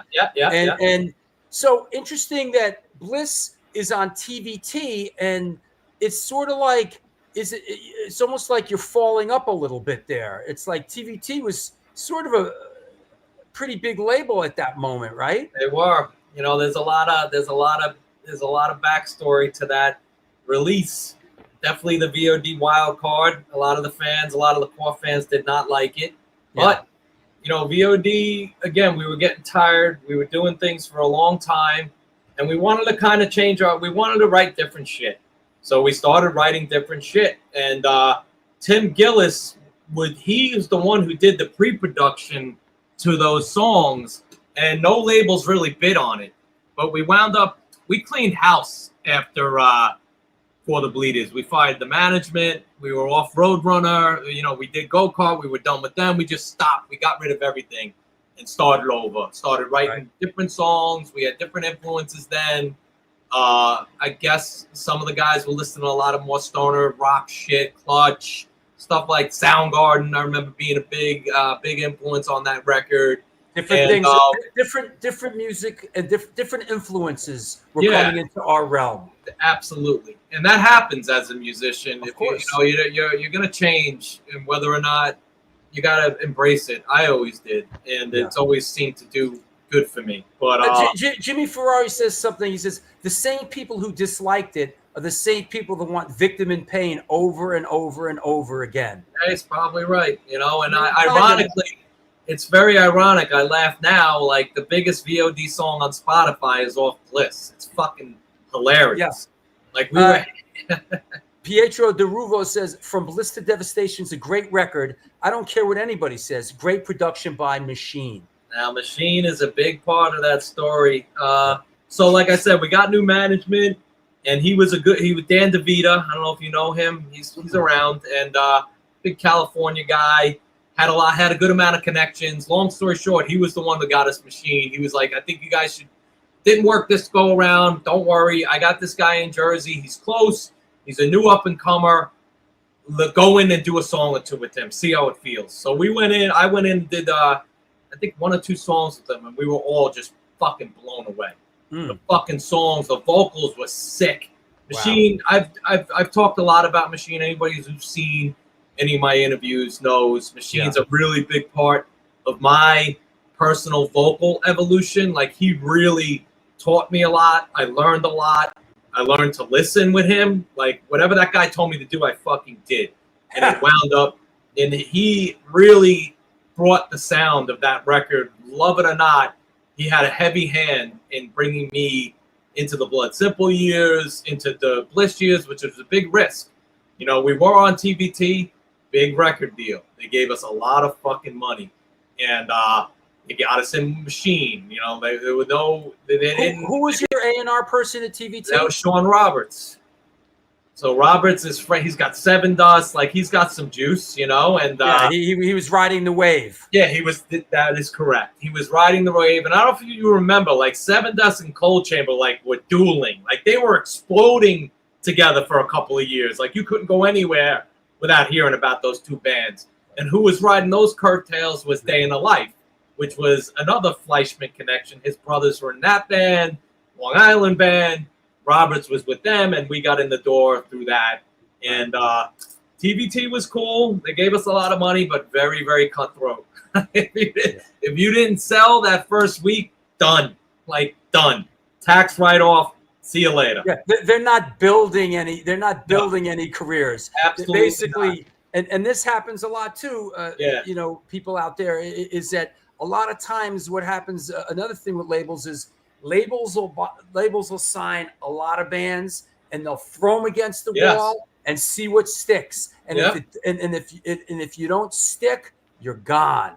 And that's another tactic, and that's pretty destructive as well. I mean, that destroys bands left, right, and sideways. It's brutal. It's a brutal business. Yeah. You really, I don't even, honestly, it's not my full-time thing anymore. I got to thank God it isn't. And it's fucking brutal. And you really got to know your shit. And you also got to be fucking lucky. Half of that shit is luck. Right place, right time. And a good fucking solid team behind you, which I don't even know if that exists anymore. But not in a lot TBT, they were brutal. So we went, it didn't really do it. We did Clutch. We did some touring. We did some shit. We did some Soul Brain shows. That was really fun. Oh, wow. Cool. Right on. HR, And we got to do, when Slayer came back, Slayer disappeared for a while, whatever it was, 10, 15 years. And then they wanted to test the waters. They started doing some shows again. And lo and behold, V.O.D. got like the southeast leg of some of the very first Slayer shows back. And we were main support. Fucking incredible fucking shows. How were you received? I know it's tough opening. It's tough opening for Slayer. It is very tough, and I have stories. But with those shows, we ripped the fucking roof off. Good. This is America, the Southeast. We were kind of known. It was an incredible experience. Those guys were cool. And then with Bloodsimple, it was a little different. Yeah. We did a lot of touring with them. With Bloodsimple. So Bliss is out. You kind of do the cycle, and you mentioned that you guys were a little frazzled. We were shot. How does the we were shot. How does the V.O.D. thing sort of wind down for the first? I can tell you right now, it was a couple of very, very distinct events. First, this is a personal. I won't get too into it, but my father passed away during very young. He was 52 years old during writing and recording V.O.D. Bliss. So it was a fucked up time for me, but I still did the band and I still managed to be there for my family. Sure. But I was torn, so I wasn't around that much. I got a call in Japan. We were doing Beast Feast with Pantera and shit. You got to come home. Your dad is not doing well. So I went home and that was it. We buried him a couple of days later. That was like September 5th. And then we're talking 2001. V.O.D. flies out September, 9th or the 10th, because we wanted to go party in Ireland before Tattoo the Planet started off. So we took the plane out. Right. Yeah, right. Then that was a big tour. That was Pantera, huge bands that would have probably broke us in Europe. So it was a really big opportunity. TBT was behind it. They were going to put us out. And we flew out September 10th. Fucking Trade Center gets hit. And that's it. We're scrambling. My dad dies. We had friends die in the fucking Trade Center. I'm living in New York City on Avenue B at the time. The fucking city's a war zone. Yeah. We get stuck in, TBT's already choking us out, and we're in Europe fucking 2 weeks driving around in a double-decker tour bus doing like last-minute shows to wait for the tour to start. They're like, oh, go to Germany, go to this place. It's going to start tomorrow. We go there. It doesn't start. Go to this place. It's going to start tomorrow. Never started. We said, they were like, go to Germany. It's going to start. Fuck you. We're going home. And that was the end. That was it for V.O.D. Done. Makes sense. It was brutal. Hey, you know what they say? It's never pretty in the end. No, it was not. It was hard. It's no matter. That was a great say. It's just no matter how you try to figure it out, or you try to come to a soft landing, it's never pretty in the end. No, crash and burn. And Bloodsimple came out of those ashes. I don't know if you want to talk a little bit about that or not. I don't know where we're at with time. No, I don't know how this goes. I definitely want to talk about it. I'm getting my. I'm looking for my cover because I'm a big. Those two records are friggin' great. Thank you. My Bloodsimple record. Let me find it. But okay, so basically, set us up for Bloodsimple as I look for Yeah. So basically, I'll give you the setup. Like V.O.D., me and Kennedy, we loved V.O.D. It was awesome. Like I said, everybody's kind of burnt out, and me and Kennedy were like, even we didn't even know VOD was really gonna be over. But me and Mike were already like, well, let's go and start like bring it back to like VOD roots. Let's start a side project that's just really fucking heavy. So we were already talking about it, and I remember when we got home and all hell broke loose. It was a really weird time to be in New York. But me and Kennedy started swapping demos, and these would be the original. This is right out of VOD 2001, going on hiatus. We're already swapping demos that would become Bloodsimple, and you know, we already had a good amount of connections out of VOD, so the band came together pretty quickly, and we just got right down to business. We started recording. We found a local guy in Brooklyn, Nick Rowe, who wound up being the guitar player of Bloodsimple, really talented producer. Very into Pro Tools. I had gone do some demo songs that would be Bloodsimple songs with him. Again, the sessions went really well. We were just like, forget producing, you're in. You want to be in the band? You're fucking in. So we got him in, started writing songs, and didn't you get Deadbolt in? Didn't Chris? Yeah, Chris Hamilton. Yes, Chris Hamilton was the drummer. Going back to the Downset connection. Yeah, he was there. Yep. Chris was he was a finagler. He got into a lot of good positions, you know.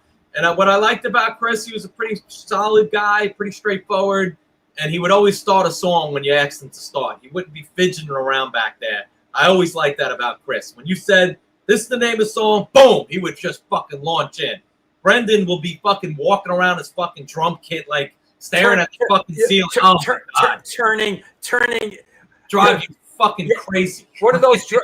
I don't know if this is him, but there is that type of drummer that in between every song, there's constant adjustments, constant turning, fixing this and fixing that. Dude, it got to a point. You can give him 15 minutes, and he'll still be turning wing nuts. We'd rip out of a first VOD show, people going fucking crazy. First song's done, Brendan be sitting there fucking around with the kid. Like, Chris Deadbolt was not like that. He was very pro. And he fit Bloodsimple at that point because we wanted a solid, heavy-hitter drummer, no fuss, just somebody really solid. And Chris was that. And Chris knew Kyle, which was a big part of Bloodsimple. Right. Kyle from, I guess he plays with Kerry King, but he's all wound into that Mastodon. Well, he was it. Wasn't he in? Didn't he play with Vinnie Paul too? Yeah, well, that was Hell Yeah. That was after Bloodsimple. Yeah, right. Yeah, he got that gig through Bloodsimple. There you go. But yeah, we did Bloodsimple. So basically, we recorded some demos again. That's the second record. We recorded a couple of demos with Machine again, and it got through. I think Chris Deadbolt. I know I'm moving along kind of fast, but it's okay. He got it to Chad from Mudvayne, and again, Chad from Mudvayne. Now he's starting to hear it, and he's like, "Holy shit, what is this shit?" And then, you know, coincidentally, I guess he was starting his own fucking imprint. Who knows how these things happen? But his imprint was what, Billy Goat or Bully something? Goat, yeah, Bully Goat, yeah. On Warner Brothers. Yes. Yeah. Now we're getting into fucking big time shit. Hey, you sort of had a knack for kind of stepping in shit, didn't you? Yeah. It's pretty fucking crazy, man. You know? We're talking about kind of decent, a couple of deals. I mean, once you got out of the Roadrunner thing. Yeah. It's I've been fortunate. Thank God I'm semi-retired. But anyway. So RS70 asks, where did the name come from? It comes from a novel. There's a book out there that's called Bloodsimple, and it's also the first Coen Brothers movie. I don't know if you guys know who the Coen Brothers are. Of course. Their first movie is Bloodsimple, and we're big Coen Brothers fans. But very important to me and Kennedy for this project, we didn't want a long name. We wanted a short name that would be that could be put on merch. You don't have to fucking think about it. And literally, we were originally called Fixate, which I didn't really like, but we played a couple of shows like that. And then we were driving between shows, and there was an advertisement for fucking Bloodsimple with the Coen Brothers. Kennedy looked at it, and you said, that's it. And that was it. That's how we got the fucking name. And that was, we were lucky. We were happy with it. To us, it had a ring to it, and it was short. And it could be printed on a shirt. That's what we wanted. So that's how we got the name. And then Chad from Mudvayne's got this hotshot fucking manager, Jonathan Cohen, running around, who He was a big shot, young guy, very, very, very aggressive, very eager. The 1 minute we meet him, he has us on a plane the next day to fucking California to do showcases for every fucking label out there. It was pretty wild, man. But there was one guy in particular, Damon Booth at Warner Brothers, who really liked the band. He said it had a feeling of Slipknot. He's like, this is special. I want to see these guys fucking play. And I remember, like, we did Def Jam, we did Atlantic, we did all these showcases. It kind of got out that it just seemed like they wanted to see what the buzz was about, because no one really seemed interested. But Warner Brothers, when they showed up, there was like 20 people there. Fucking the president was there. This guy was there. That person was there. But wasn't Chad Gray? Wasn't he? Chad Gray had an imprint on them on Warner Brothers. Yeah, so he definitely ushered it in. But there were a lot of other labels that came down to want to see it. I see. But Warner Brothers was obviously the most serious. They showed up, and boom, they fucking signed us right then and there, which was really cool. And in my notes, I have it. I have it in bold letters. Great record. And I listening to your catalog all week, I came back to this a couple of times. I think this is a great sounding record. This is Garth Richardson, right? Yes, it is. And this is Garth Richardson, who Rage Against the Machine. Yes, it is. And this, I tell you something. Listen, if you're looking for something to listen to, and you're out there, check out this record, Bloodsimple: A Cruel World. There's some great stuff on it. It's a great sounding record. I love his production. I love what he did with it.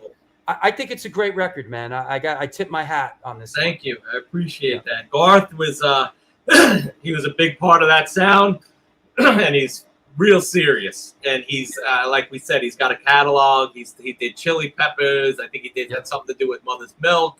He did Rage. He would joke that he still gets $50,000 a year from that Rage record. Is that right? Yeah. And he would just say, Zach LaRocca would just come in, grab the 58, and just start going. Like, it was no frills, completely dry, all just standing right behind him, just doing it. He would just be sitting at the computer. And so Garth was very into takes. He was very hard to work with, honestly. He was a fucking stickler, talking about having to do takes, like nonstop. And he was also be like, you know what? You don't sound that good today. I'm going to put you on the bench. And that's like the worst thing to do to a singer. Right. You know, because now you're like, what's wrong? What's going on? Blah, blah, blah, what's wrong with my voice? And But I overcame it. It didn't become the first V.O.D. experience. Garth was right. He just wanted everything in key. He was not going to, there you go. This is one of Steven Messina's photos. I guess this is. That's Bloodsimple at its fucking craziest. You can tell by Kennedy's fucking beard. Looks like you guys are having a good. Looks like you guys are having a good time. We had a good time. We had a lot of fun with that band, and the difference I always say between V.O.D. and Bloodsimple, V.O.D. definitely influenced more people without a doubt, and it's definitely what I'm known for, which is all fine and good. But Bloodsimple went further commercial. Like, we were on enormous fucking tours. Like, we were with fucking. This is actually, I don't know when this show was, but it looks like V.O.D. did a couple of, like, Bloodsimple and V.O.D. played together. I think that's what Steven said. I think V.O.D. This was the first time I put this bill together, and I wanted it to be special. So I believe V.O.D. came out and, like, out of whatever it was we were in, and we played 3 songs. And people, that was the first time we had played in, I don't know, 7 or 8 years. So, and it was on Long Island. It was in Levittown, and people went fucking ballistic. And needless to say, the place was packed out. Like, it was like that looks like a happy Long Island, like a lot of happy Long Island faces there. I remember Nick from Bloodsimple being like, "Why the fuck don't you just go back and do that?" Yeah, Steven. That's what you're gonna get every night. That's exactly what it was. It was a Bloodsimple thing that had a V.O.D. moment. 3 songs. I think we did Choke, DTO, and maybe Divide. What was the venue, Steven? It was, I could tell you, it's Club Ritual. Oh. On Hempstead Turnpike in Levittown. There you go. That makes sense. Hey, have you seen your hardcore trading card? Me? Mine? Yeah. I didn't even know I had one. Yeah, you ever see this? No. Is that out? Yeah, this is Josh Hurst does them, and yeah, Josh is probably watching. Josh, is this one been out, Josh, or is this something new? We'll see what he has. It's a cool shot. And that's V.O.D. at Hellfest. I remember because my A&R guy over there at the time was like, "Oh, I'm glad you showed up with your pajamas today," because he didn't like the ripped flannel. And here's the back of it. Always some good info on here. Fixate, sick. Yeah. Yeah, he's got it all. Yeah, Fixate, Bloodsimple. Yeah. Nice. Is that out? Like I've never seen this before. All right, let me see what Josh says here. Hold on. Birthday September 5th. Oh, not yet. Brand new. Birthday September 5th. Yeah. That's okay. Close enough. Yeah, you missed it by a day. He'll fix it. He's always here. He always was. This is great, man. Thank you so much. I always like his personal trivia. Bloodsimple is a supergroup that formed in 2002, originally under the name Fix8. The band's original lineup included Tim Williams and Mike Kennedy from V.O.D. on vocals and guitar, bassist Kyle Sanders of Screw, Medication, and Hell Yeah, and drummer Chris Hamilton from Downset and Deadbolt. Bloodsimple was meant to be a side project, but wound up becoming the main focus of Tim and Mike while V.O.D. was taking time off. This guy's done his homework. Thank you so much. I think he does a great job with these, by the way. I really like these cards, and I'm honored to have one. He says he'll fix it. All is that right, Jimmy Ferrari? Is that right? Jimmy Ferrari's birthday is September 5th. Yeah, September 5th. That's my 75. Birthday. Yeah, there you go. Yo, thank you, man. I really like these cards. I think they're fucking great. Josh, reach out to Tim and get him the card, please. So before we kind of take another quick break, and then we'll come back and I want to talk about we'll take some questions from around, but we'll also talk about the new Cherry Red sort of release. Sure. How does let's just wrap up. How does Bloodsimple sort of wind down? How does that wrap out? First of all, it didn't fucking wind down. It fucking exploded. I really don't want to talk about it. I lived it. It was fucking hell. Bloodsimple again, huge tours, never home. Gone all the fucking time. I was living on Avenue B and 6th Street. The party never fucking ended. Woo! I missed my first daughter's birth, not on purpose, but I was at Hellfest. I was at Hellfest doing Mahando. And I got the call. My first daughter, she came 6 weeks early. So we always joke. She took 6 hours to be born, and it took me 27 hours to get home. My life was in a bad spot, so I honestly stepped down from Bloodsimple, and it was not pretty. And I've come since then. I'm sober now, 17 years, and it was a rough go. And no, V.O.D. Bloodsimple did not wind down; it exploded, and that was that. And there was never any sort of thinking about. I mean, there's been chatter because Bloodsimple. People seem to like that band, but nothing's ever really come true, and that's okay. Everybody's busy in their own lives. V.O.D's been pretty productive since then, and I don't see any Bloodsimple things happening. 17 years, huh? Yeah. 2008. 16. Yep. 16 Oh, yeah? years. Nice, man. Nice. Good for you. 16, it's a nice clip. 16, yeah, 17 yeah. Minutes. Yeah, 2008. That's when I, right out of Bloodsimple, maybe 6 months after Bloodsimple went kaput. V.O.D. did a headliner at Irving Plaza, and it really became apparent to me that I hadn't been changing at all. I've been a fucking disaster. I was a new father then, and that was it. After that Irving show, that was it. What year was that? 2008, 11/22/2008. Was that this? That was around that time, but I think we did that. I think we did the record release for that at Irving. I think. Yeah. But yeah, Dead in New York. I remember that. That was Scott Gibbons was behind that. It was cool. Oh, yeah. Big Scott Gibbons. Yeah. I bet you haven't heard that in a while. Yeah. He's out there. I think he's Is he? E1 or something like that. I'm not sure. I mean, like I said, Howie's lives across the street. I see Right. Howie. I'll like go out to I'll go out to the fucking supermarket and bump into Howie. Like I see, I bump into Howie all the time. Nice. Yeah, it's cool. Yeah. Howie's a good guy, man. Yeah, for sure. So so that said, let me take a quick sponsor break and shout out, and let's come back. Let's take some questions from around the world, and let's talk about the new the V.O.D. Roadrunner era reissue on Cherry Red. Okay, cool. Got a couple minutes. That's right. This is it. Often imitated, never duplicated. Clank your chains, count your change. The New York Hardcore Chronicles live. Hope everybody's enjoying themselves. Our great guest today is our old friend Tim Williams from V.O.D. I hope you're enjoying it at least half as much as I am. We are sponsored by blah, blah, blah, blah, blah, and 126 Hardcore Clothing. They're a streetwear brand for restless individuals who don't compromise. They're about being positive, spontaneous, and true to yourself. For years, they experimented with several printing methods and materials and collaborated with a large number of designers and illustrators, always giving room for fresh perspectives while retaining the hardcore attitude. Get in touch with them. Ramp up your game at www.126clothing.com. Come on now.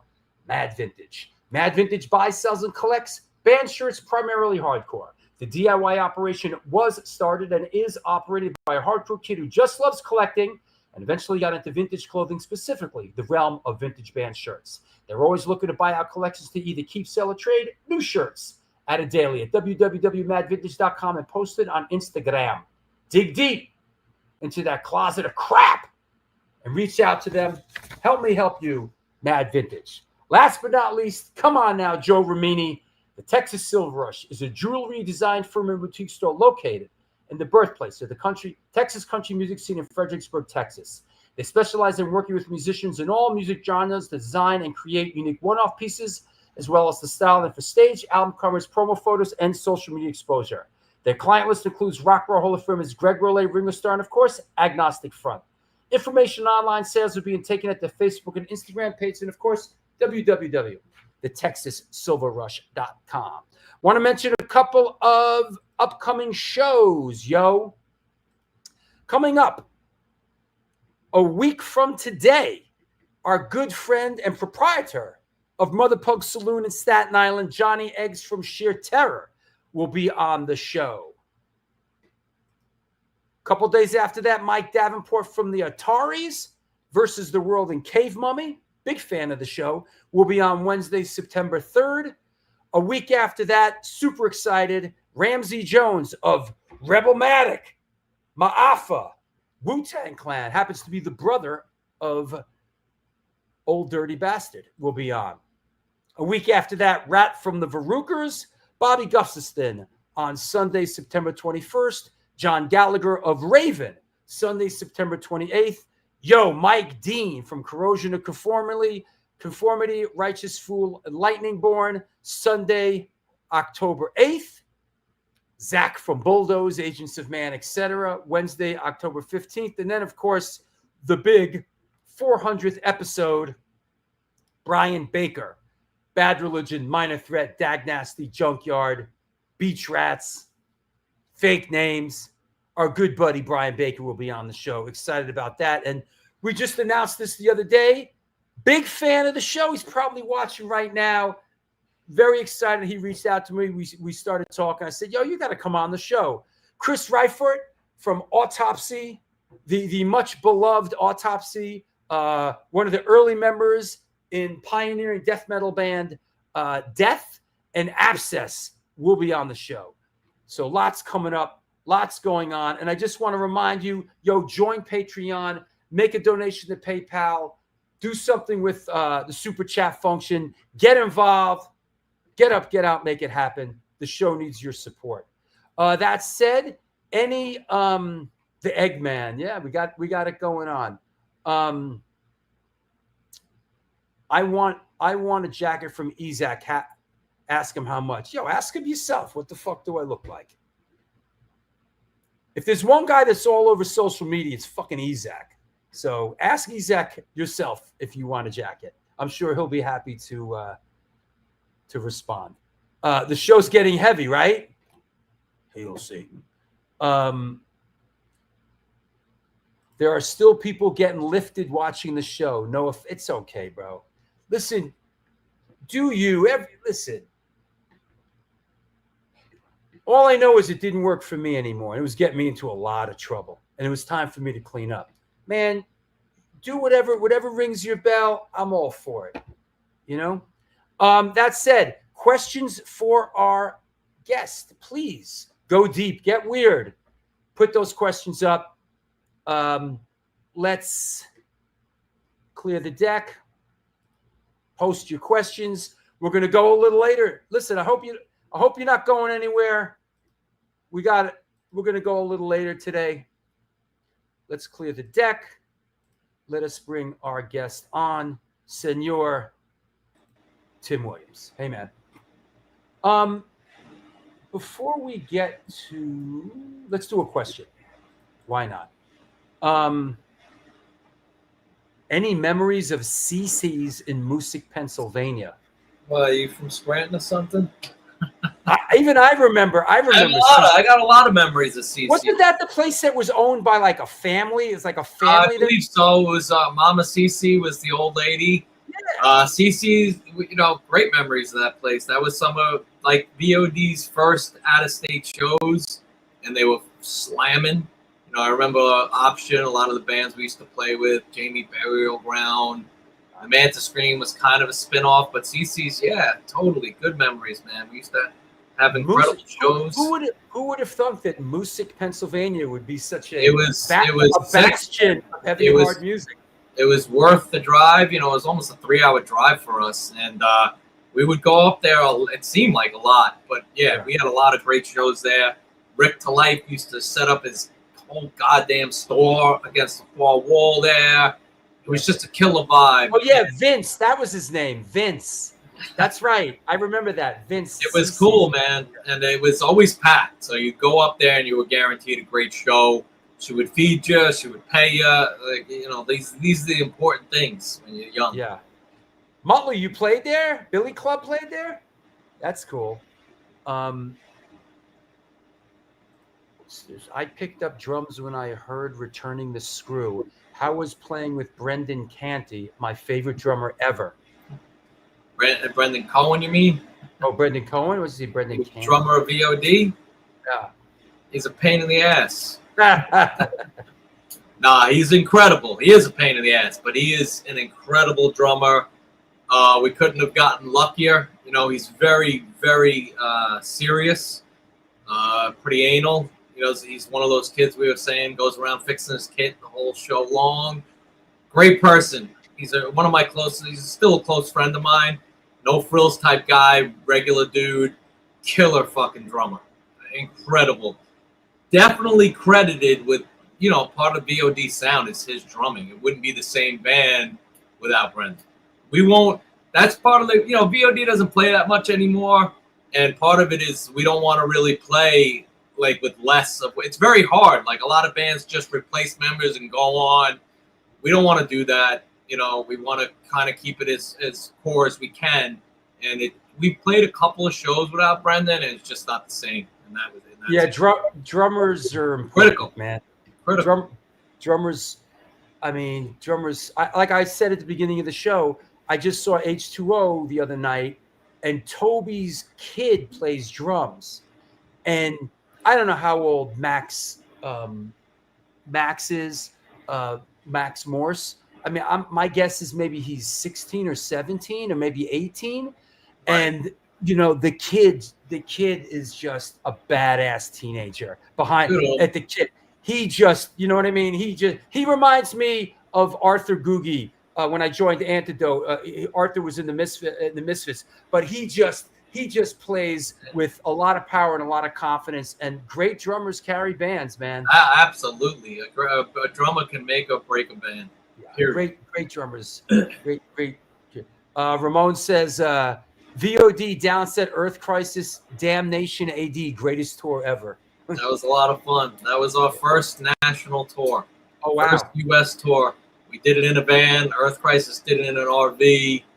I was driving when we got to California. I wanted to be driving because I'd never been. Wow. Amazing. Yeah. Really fun. Downset, great guys. Tour was good. A lot of people show, especially the West Coast. I remember we did first show in California was Oakland. The place fucking erupted. It was sick. We had a lot of fun on that tour. Yeah. Darren asks, did the idea for the song Dead Man Walking come from the movie of the same name that starred Sean Penn?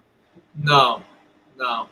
But that was I think that's by far one of Bloodsimple's biggest fucking song. Killer song. Came out of we were writing songs in Disturbed's studio in Chicago. We were there for about a week, maybe a little longer, hard to remember. Only thing that came out of that was the breakdown in that song. Yeah. A Count, I hope you're well upstate New York, buddy. I saw VOD headline The Chance in Poughkeepsie with Scarhead and Candiria in 98. Great show. Yeah. I remember the Chance was another hotbed of activity. Yeah, that was a cool spot. We did a lot of shows there over the years. Strange area. You don't really want to be there for that long. It's nothing really, Poughkeepsie may have changed since then, but it always kind of was like the Chance was in bad neighborhood. Not much going on. Well, that street right in front of there, it was always like a bad street. Yeah. And I remember, I don't want to mention any names, but a guy that sang for a headlining band went out to use the ATM and got robbed. Yeah, that's the neighborhood. Yeah, I believe him. That was a sketchy fucking neighborhood, dude. It still is, I think. Yeah. Oh, this is a good one. Matt Dalberth. Hey, Tim, looking great, man. Thanks again for the cameo on our song video. One of my favorite things we ever did for sure. You crushed it. Yeah, man. That was a lot of fun, Matt. Good to see you, bro. What project was that? That was, go ahead, tell them the project, dude. It was, what was that? I did a single with them. God, what the hell? The song was what was it, Matt? Right? I could look it up and find it in a second. Matt will type it in. Well, he knows. It's his band. I also we did the video together. Revival. Yeah, Revival. That's right. Yep. That was great. Poughkeepsie's gotten worse. This just in. That's fucking scary. This just in. Poughkeepsie's gotten worse. That's scary. Yeah. That was scary. Yeah. I want to talk a second about what sort of instigated today's show, which is this release, which is it's on Cherry. Let me get my little Cherry Red Records. It is a double 2 CD release out on Cherry Red. There's a great booklet in it as well. Friend and supporter Mark Freebase reached out to me and asked me about it. Tim, why now for this? Why is this coming about? Re-releases are very very touchy subject for VOD and my projects because a lot of times you don't even fucking know what's happening, and we don't really support them. But in this specific instance, we do, because I believe Cherry Red and Dan Tobin, they were the ones involved in this, and they are actually interested in re-releasing something of a band and actually doing it right, getting the band. This is very important, man. People who are musicians, they don't get fucking paid for shit.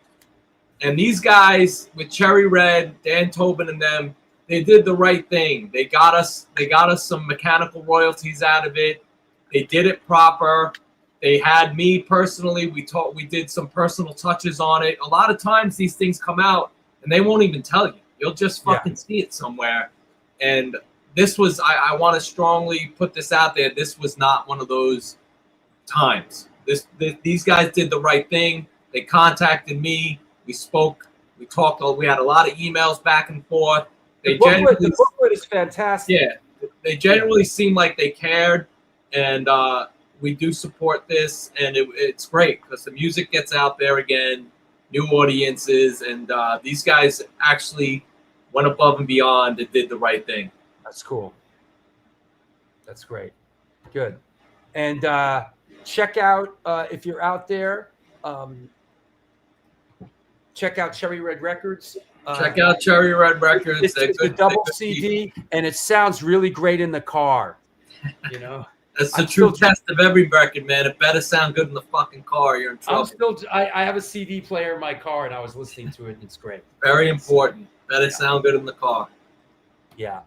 And we'll come back to that, but I think that we would be amiss not to mention Rollin Coffin, and as we're sort of fielding questions, how did this project come about, and sort of what's the mission statement? Well, Rollin Coffin is it's just two members right now. Although when we play live, we do have a full band, but I've always wanted to do something different, vocally and musically, for years and years. And V.O.D kind of got quiet. Bloodsimple got quiet. The pandemic hit, so I finally had some time to actually sit down in my studio where I write the songs on my guitar. You know, I run it through Logic, very basic, you know, spark drums and stuff like that. Just demo stuff, nothing crazy. But these songs were written basically in a demo form by me, which is a first, writing guitar. And then, honestly, I put more time into the lyrics and vocals. And then my co-producer, Colin Schiller, that's the man right there. That shot was taken. We did a video down in Coney Island by the director, Jerry Farley. He's done a couple of the Rollin Coffin videos, and we got this lucky opportunity to shoot down in Coney Island. We did the single Heaven Knows. So Rollin Coffin's like basically a passion project of mine, which is we've done some 7 inches. We've done a couple of singles. It's out on Static Era Records. It's a Connecticut-based label. Again, with this project, I keep it real tight. I do a lot of the work myself. The label, everybody who's involved with this project is somebody who truly believes in it. I'm not going big time. I'm not doing any big tours. I don't have time for that shit anymore. And I consider myself pretty much retired from full-time touring. So I still got to go out there. I still got to play music. And this right now, V.O.D is kind of quiet, Bloodsimple, whatever. So this is the stuff I've come up with, and I dig it. It's kind of desert vibe rock meeting Social D with a V.O.D singer twist. And it's my mission statement is to write good, honest, dark music. And as long as I believe in it, and the people around me believe in it, it's worth being put out on onto the real stage and into the world. There's a new single coming out, right? Yeah, we have a new single coming out in September called The Contortionist, and pretty much up until now, the project's been out. Like we did that Product of Demise 7-inch out on Static Era, and we released a couple of singles and done a couple of videos over the years. Up until now, we have not played live because I just didn't feel like the project was ready.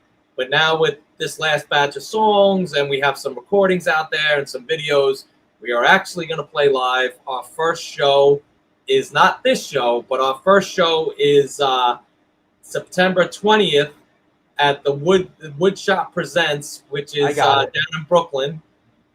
It's part of Club Monarch, and that's more of like a headliner deal with a couple of local bands. Bean, Vinny and the Hooligans, and Split View. These are all people that I know through the Brooklyn scene and stuff like that. Full band, gonna be great. I do about 7 or 8, 9 songs that you've never heard before. We're very, very excited to be out and playing out in the world, and that will be the first show. The night after, I believe you have a flyer for, which is up in Connecticut. It's 9/21 with Life of Agony and Jamie Josta's solo project, the Josta Band, or whatever he calls it. Very excited for that. I actually saw that show coming through Long Island on October 5th, and I called the promoter because I was just like, this is the show out in Patchogue. This is before we even booked the Brooklyn show. I was like, that's a fucking great bill. Let me see if I can get on it. And I called the guy, and he wound up getting us on the bill. So somebody, I believe Blood Clot was on the bill, and they canceled.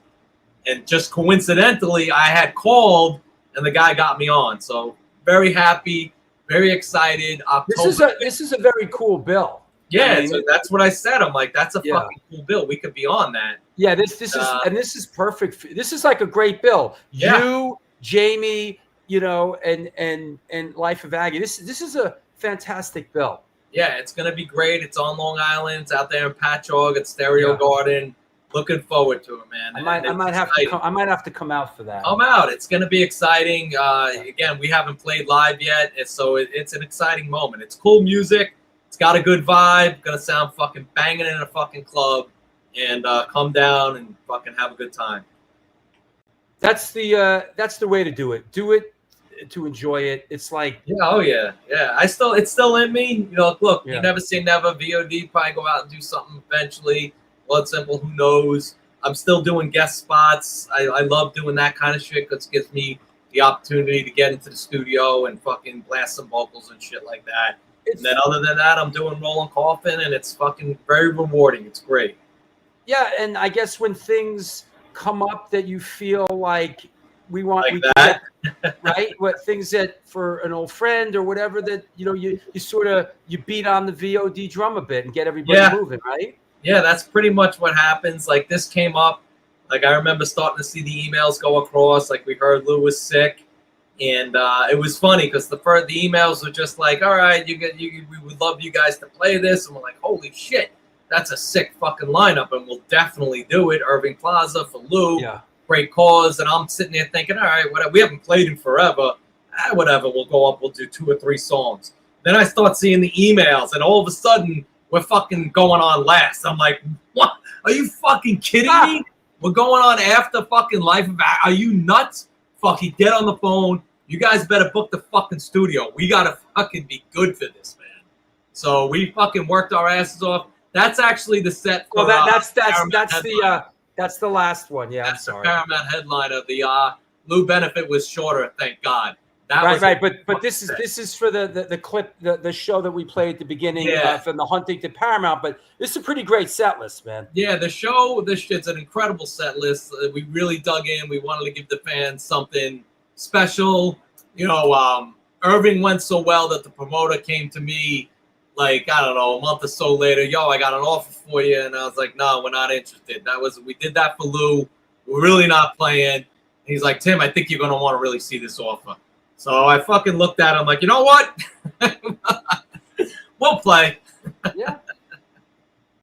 Yeah, I mean, it's Long Island. It's a Long Island show, dude. But that was part of it. V.O.D. It's hometown cooking, right? Hometown cooking. We're very proud of where we came from. We wouldn't be anywhere without the Long Island scene and the clubs and all that bullshit. I think we talked about that a lot in this interview.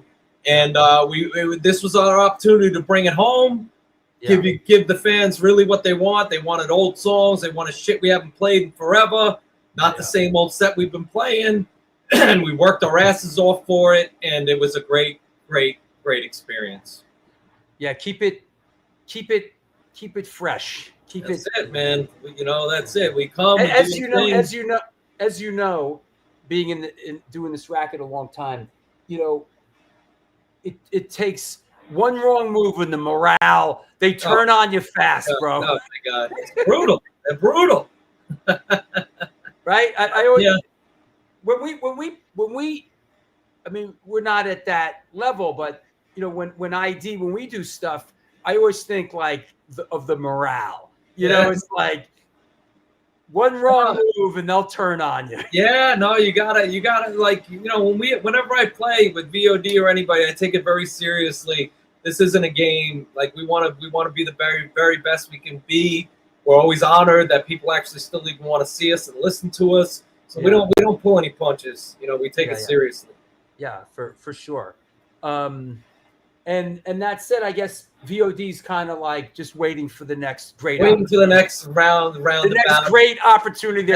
Never say never, but I don't think it's going to be anytime soon. It's just the way it is. It's good. It's good. Let's see. Any other questions? How did Tim hook up with Jay Reason? I've known Jay. That's a good question. This guy must know his shit. I've known Jay for a very, very long time. You know, Jay came out of the the New Haven, Connecticut tune-in days. Wow, he was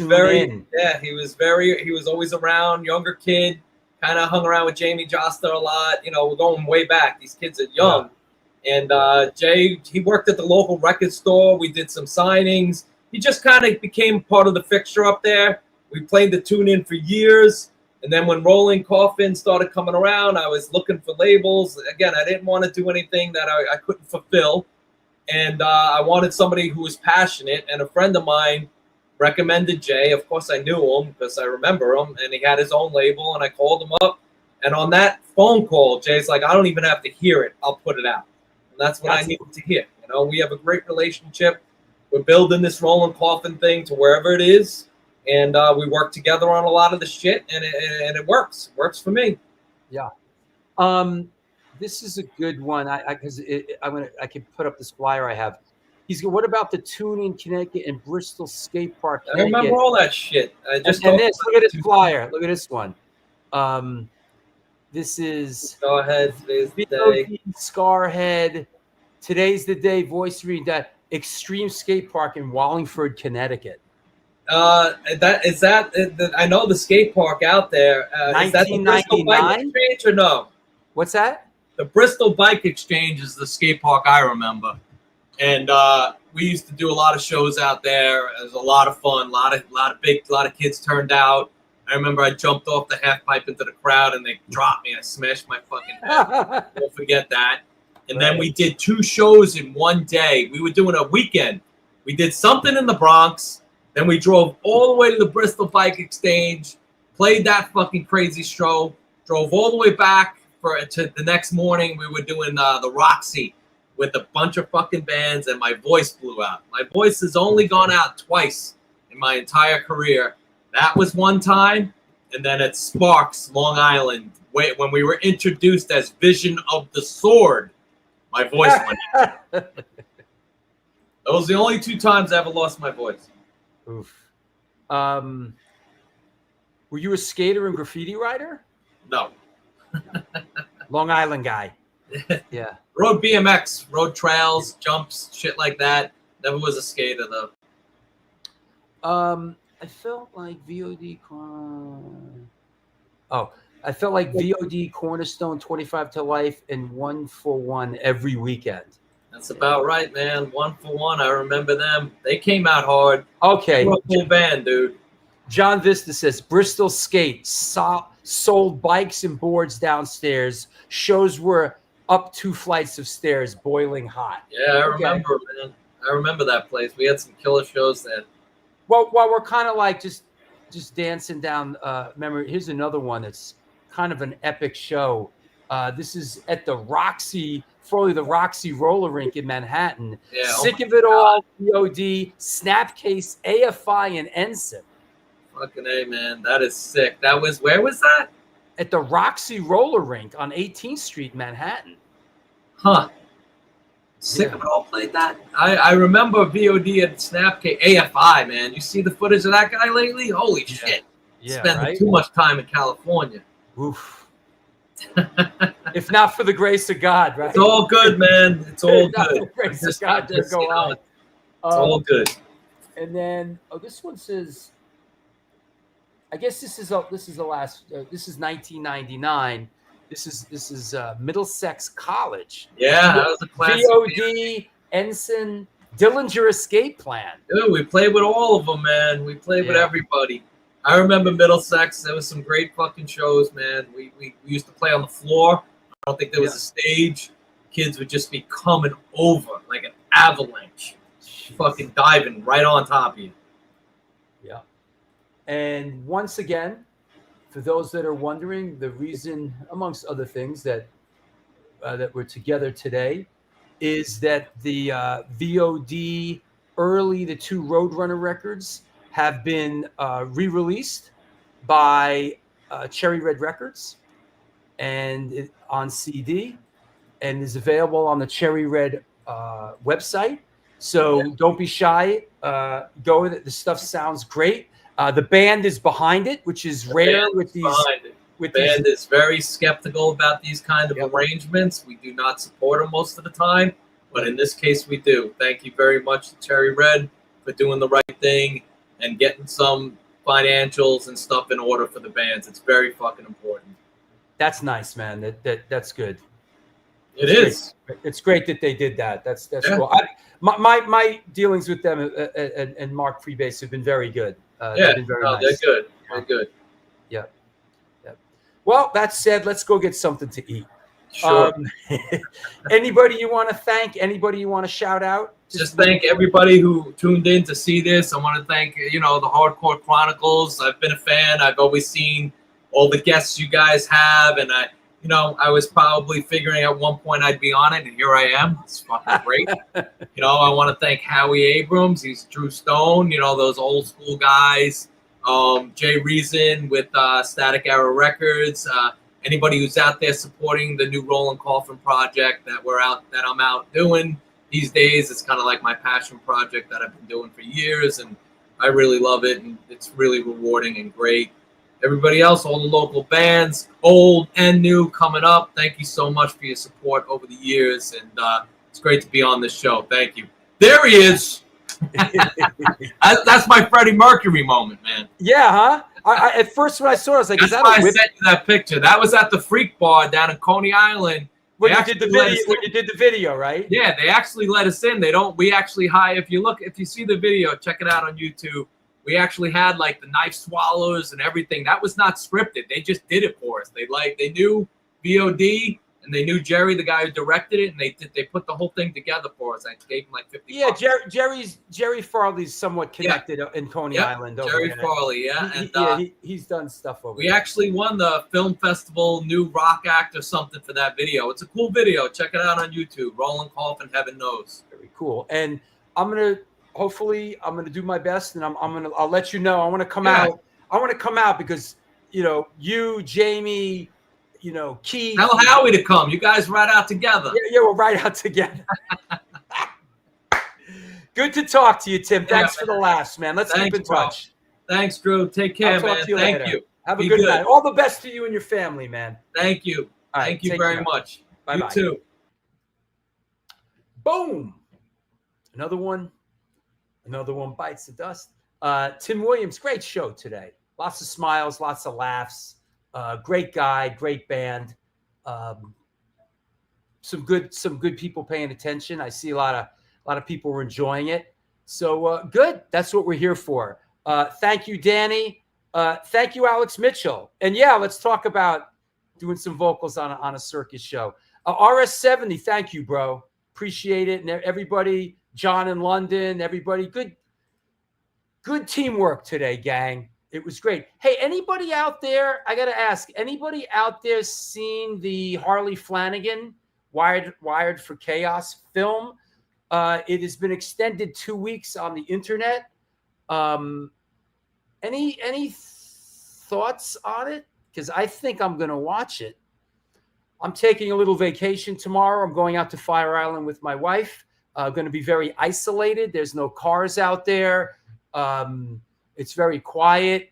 We're going to basically be shacked up in a house for a couple days. And hey, Muttley, good. Yo, Muttley, we interact every day now, bro. So anybody see the Harley film? I think I'm going to watch it. Who knows? Maybe it's time to have Harley Flanagan on this show as a guest. We shall see. You can watch it online right there. It says, where is it?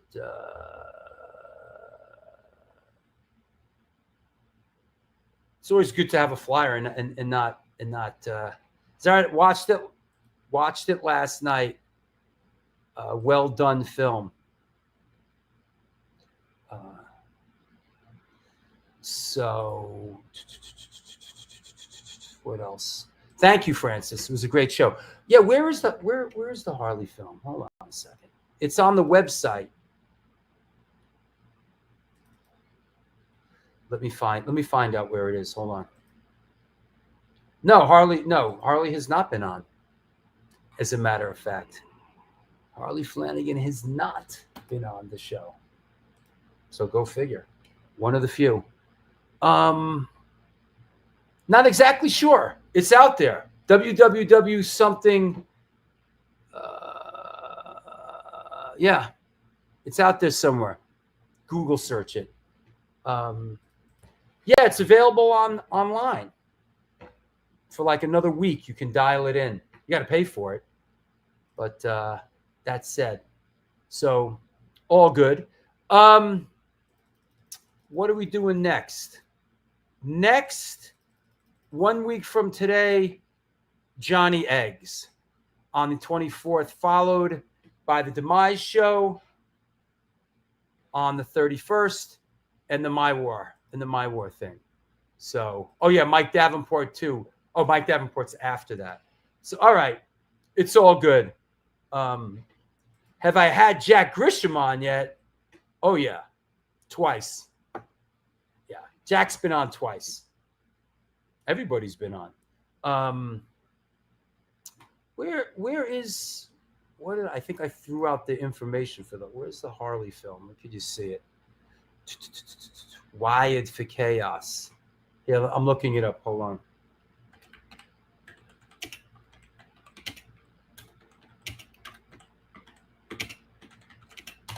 It is available at, yeah, just Wired for Chaos. All you got to do is just Google the film's name, Wired for Chaos.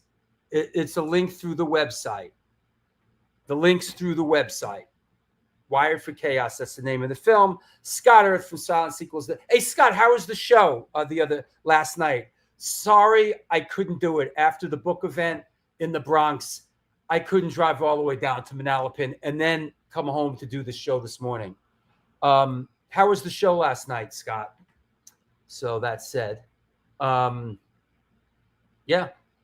I think I'm going to watch it. Is it free? No, I think it's $12. Banging, huh? Manalapan. Who knew Manalapan, New Jersey was such a stronghold for heavy and hard music? So that's cool. Good. I'm glad it went well for you and for Frankie. Silent Sequels Death, you have a great lineup, great band these days. So good for you. Thanks a lot, everybody. It was a great show today. I'm so glad we have this time together. This was the New York Hardcore Chronicles Live. I'll see you in a week. Tell your loved ones that you love them. This is important. Life is so fucking short. Until next time, do good things. Hold on. Do good things. Wow, am I locked out of this? Hold on.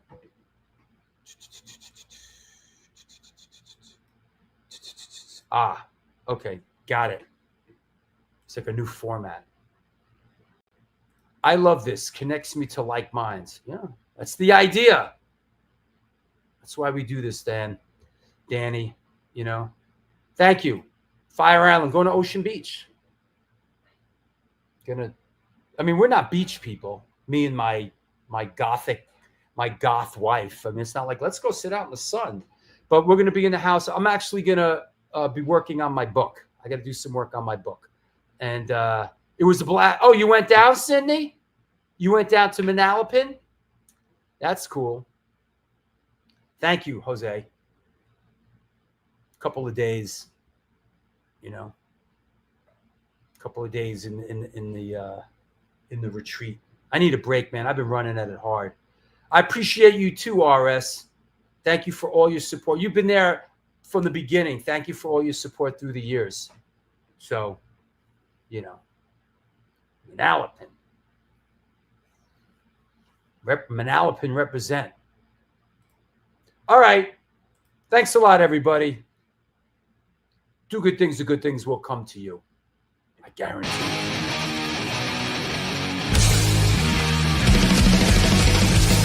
by indoctrination, conditioned by society.